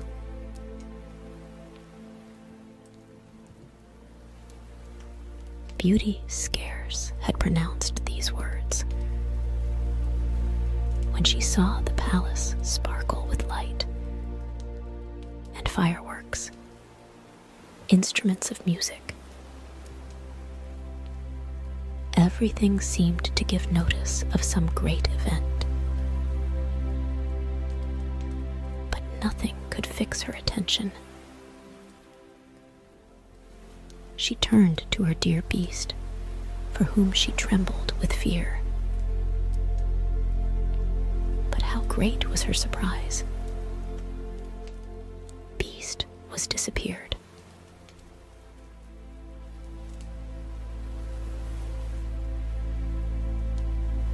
And she saw at her feet one of the loveliest princes that I ever beheld.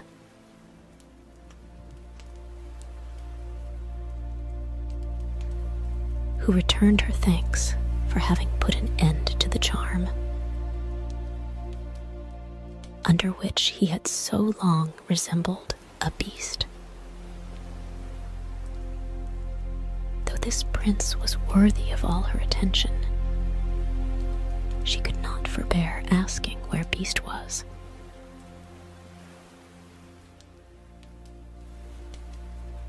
"You see him at your feet," said the prince. "A wicked fairy had condemned me to remain under that shape until a beautiful virgin should consent to marry me. The fairy likewise enjoined me to conceal my understanding. There was only you in the world, generous enough to be won by the goodness of my temper. And in offering you my crown, I can't discharge the obligations I have to you.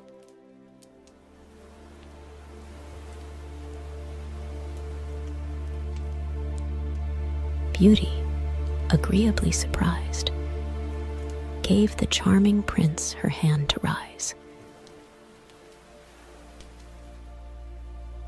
They went together into the castle, and Beauty was overjoyed to find in the great hall her father and his whole family, whom the beautiful lady that appeared to her in her dream had conveyed thither.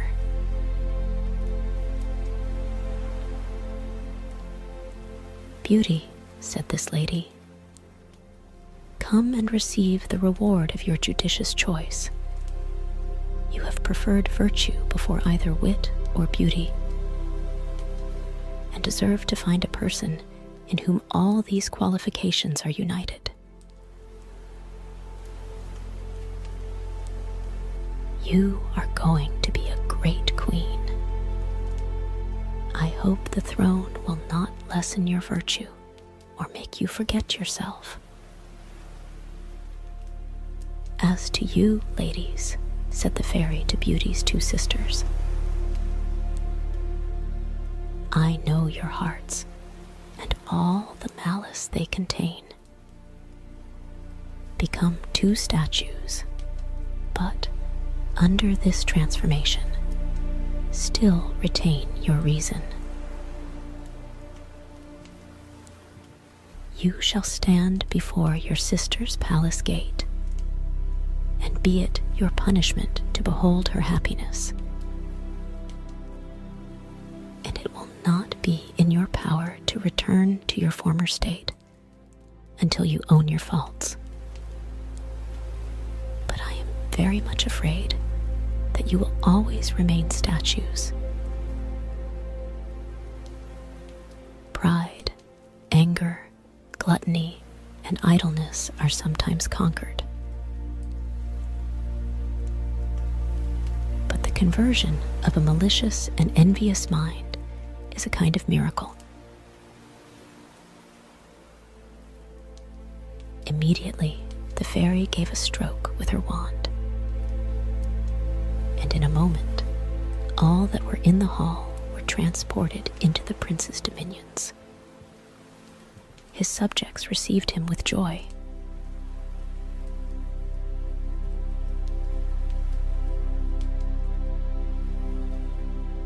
He married Beauty and lived with her many years.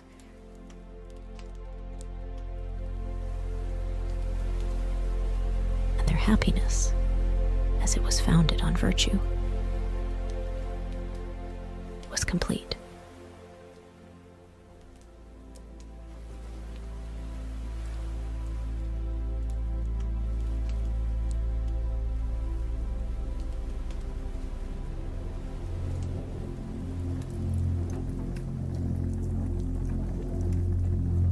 Once, there was a gentleman who married, for his second wife, the proudest and most haughty woman that was ever seen. She had by a former husband 2 daughters of her own humor, who were indeed exactly like her in all things. He had likewise, by another wife, a young daughter, but of unparalleled goodness and sweetness of temper, which she took from her mother, who was the best creature in the world. No sooner were the ceremonies of the wedding over, but the mother-in-law began to show herself in her true colors. She could not bear the good qualities of this pretty girl, and the less because they made her own daughters appear the more odious. She employed her in the meanest work of the house.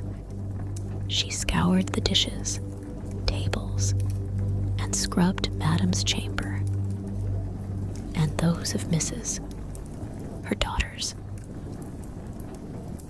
She lay up in a sorry garret, upon a wretched straw bed, while her sisters lay in fine rooms, with floors all inlaid, upon beds of the very newest fashion,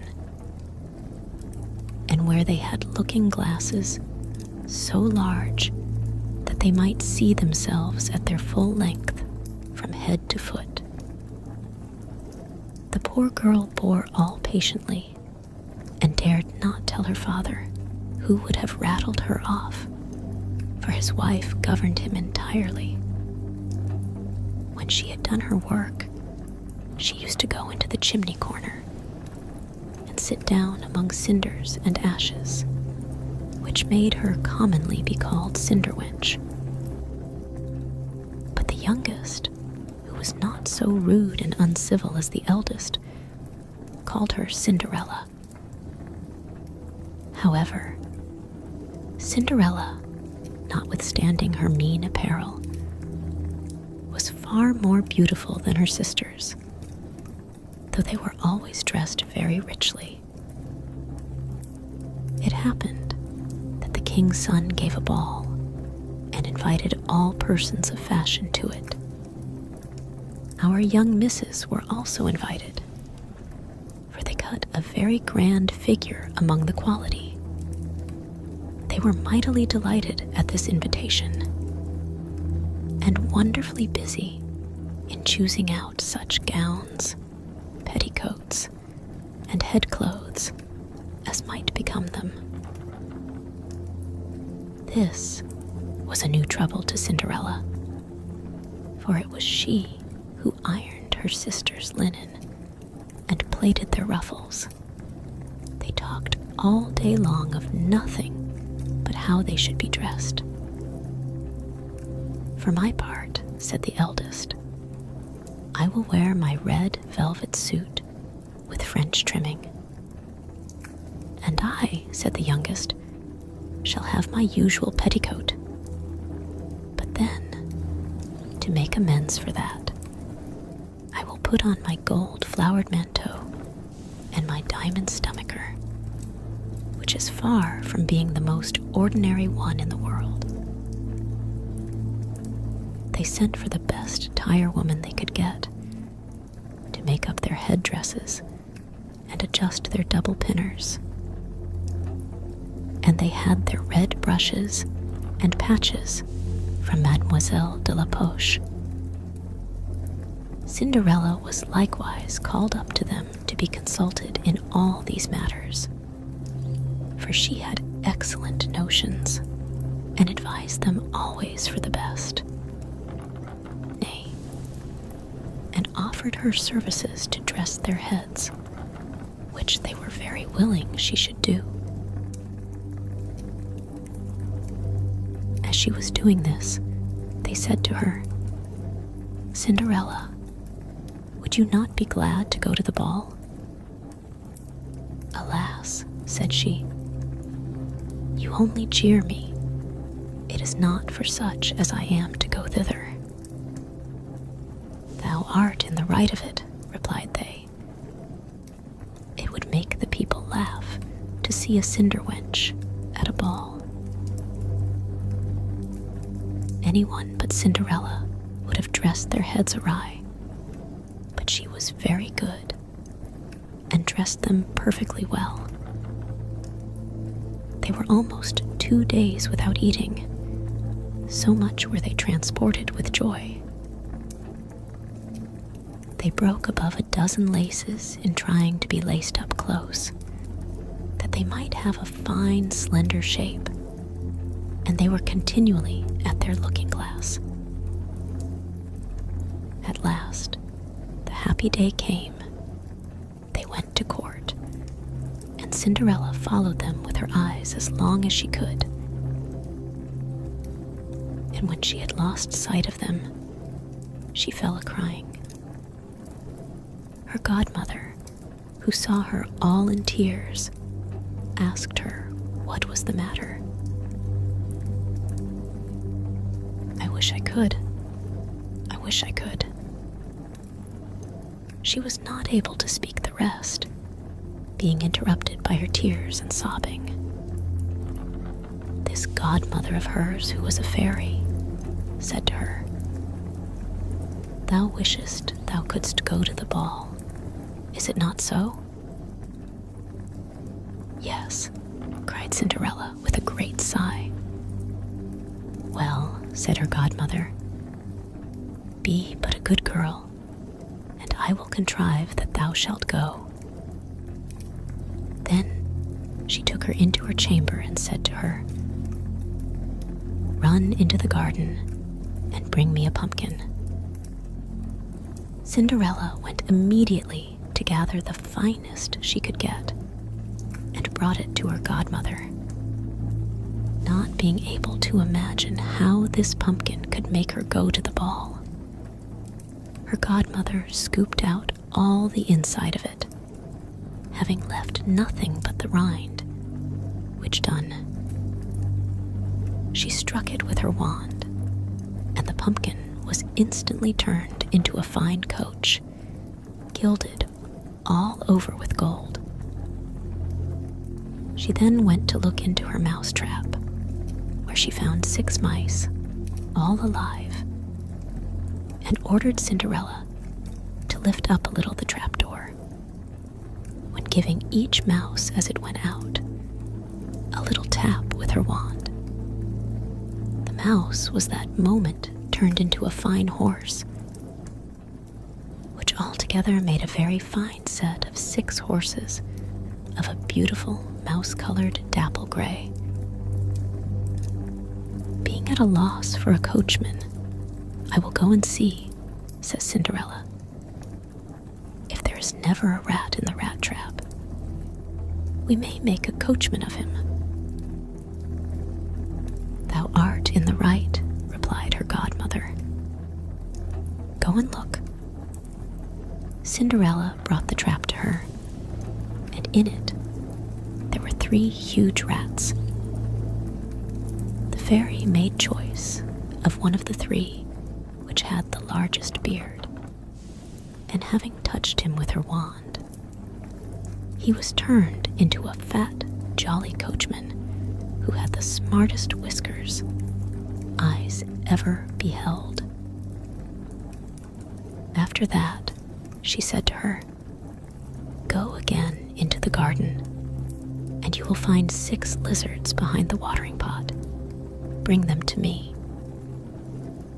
She had no sooner done so, but her godmother turned them into 6 footmen, who skipped up immediately behind the coach, with their liveries all bedaubed with gold and silver, and clung as close behind each other as if they had done nothing else their whole lives.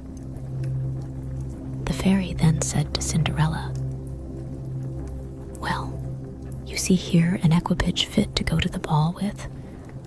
Are you not pleased with it?" "Oh yes," cried she, "but must I go thither as I am in these nasty rags?" Her godmother only just touched her with her wand, and at the same instant, her clothes were turned into cloth of gold and silver, all beset with jewels. She gave her a pair of glass slippers, the prettiest in the whole world. Being thus decked out, she got up into her coach, but her godmother, above all things, commanded her not to stay till after midnight, telling her at the same time that if she stayed one moment longer, the coach would be a pumpkin again, her horses mice, her coachman a rat, her footmen lizards, and her clothes become just as they were before. She promised her godmother she would not fail of leaving the ball before midnight, and then away she drives, scarce able to contain herself for joy. The king's son, who was told that a great princess, whom nobody knew, was come, ran out to receive her. He gave her his hand as she alighted out of the coach and led her into the ball among all the company. There was immediately a profound silence. They left off dancing, and the violins ceased to play. So attentive was everyone to contemplate the singular beauties of the unknown newcomer. Nothing was then heard but a confused noise of,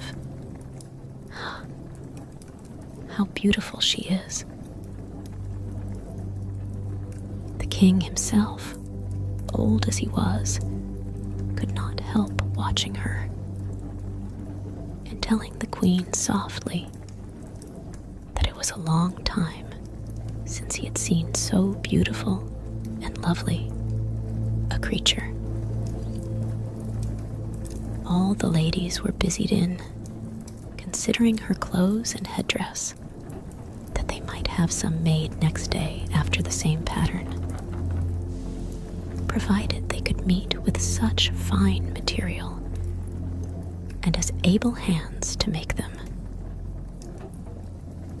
The king's son conducted her to the most honorable seat, and afterward took her out to dance with him. She danced very gracefully, that they all more and more admired her. A fine collation was served up, whereof the young prince ate not a morsel. So intently was he busied in gazing on her. She went and sat down by her sisters, showing them 1,000 civilities, giving them part of the oranges and citrons which the prince had presented her with, which very much surprised them, for they did not know her. While Cinderella was thus amusing her sisters, she heard the clock strike 11 3/4, whereupon she immediately made a courtesy to the company and hasted away as fast as she could. When she got home, she ran to seek out her godmother, and after having thanked her, she said she could not but heartily wish she might go next day to the ball, because the king's son had desired her. As she was eagerly telling her godmother whatever had passed at the ball, her two sisters knocked at the door, which Cinderella ran and opened. "How long you have stayed," cried she, gaping, rubbing her eyes and stretching herself, as if she had been just waked out of her sleep.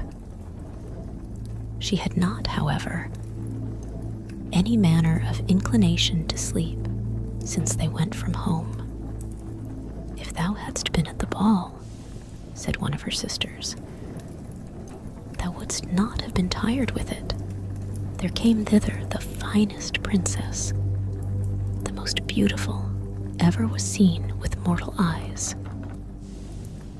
She showed us 1,000 civilities and gave us oranges and citrons.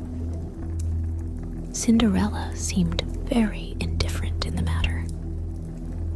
Indeed, she asked them the name of that princess, but they told her they did not know it, and that the king's son was very uneasy on her account and would give all the world to know who she was." At this, Cinderella, smiling, replied, "She must be very beautiful indeed. How happy you have been. Could not I see her? Oh dear Miss Charlotte, do lend me your yellow suit of clothes, which you wear every day." "To be sure," cried Miss Charlotte. "Lend my clothes to such a dirty cinder wench as thou art. I should be a fool."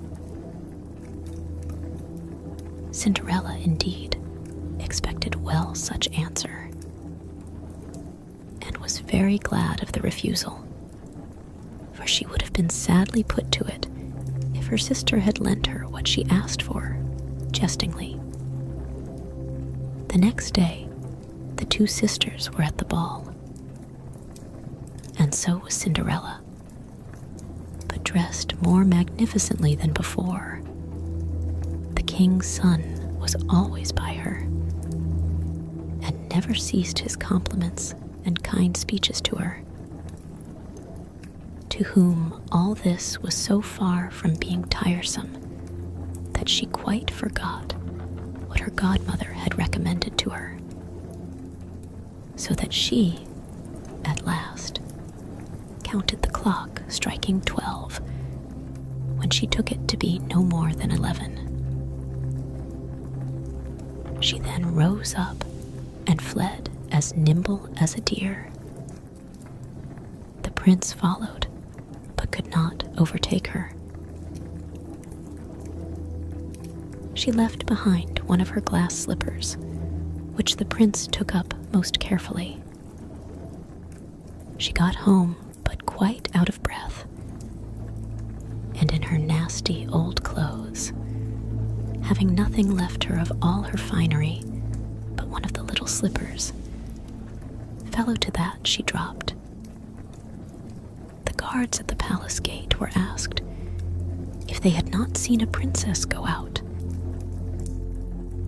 who said they had seen nobody go out but a young girl, very meanly dressed, and who had more the air of a poor country wench than a gentlewoman. When the two sisters returned from the ball, Cinderella asked them if they had been well diverted, and if the fine lady had been there. They told her yes, but that she hurried away immediately when it struck 12, and with so much haste that she dropped one of her little glass slippers, the prettiest in the world, which the king's son had taken up. That he had done nothing but look at her all the time at the ball, and that most certainly he was very much in love with the beautiful person who owned the glass slipper. What they said was very true. For a few days after the king's son caused it to be proclaimed by sound of trumpet that he would marry her whose foot the slipper would just fit. They whom he employed began to try it upon the princesses, then the duchesses, and all the court, but in vain. It was brought to the two sisters, who did all they possibly could to thrust their foot into the slipper, but they could not effect it. Cinderella, who saw all this and knew her slipper, said to them, laughing, "Let me see if it will not fit me." Her sisters burst out a-laughing and began to banter her. The gentleman who was sent to try the slipper looked earnestly at Cinderella, and finding her very beautiful, said it was but just that she should try, and that he had orders to let everyone make trial.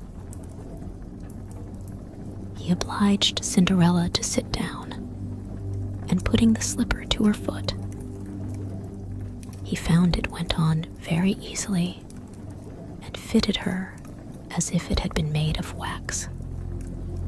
The astonishment her two sisters were in was excessively great, but still abundantly greater, when Cinderella pulled out of her pocket the other slipper and put it on her foot. Thereupon in came her godmother, who, having touched with her wand Cinderella's clothes, made them richer and more magnificent than any of those she had before.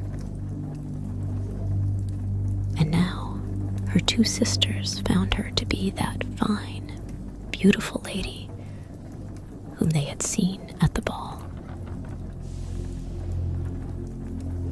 They threw themselves at her feet to beg pardon for all the ill treatment they had made her undergo. Cinderella took them up, and as she embraced them cried that she forgave them with all her heart and desired them always to love her. She was conducted to the young prince, dressed as she was. He thought her more charming than ever, and a few days after married her. Cinderella, who was no less good than beautiful, welcomed her two sisters into the palace and treated them with kindness. From that day on, Cinderella ruled with grace and compassion, and her life, once filled with hardship, was forever after crowned with peace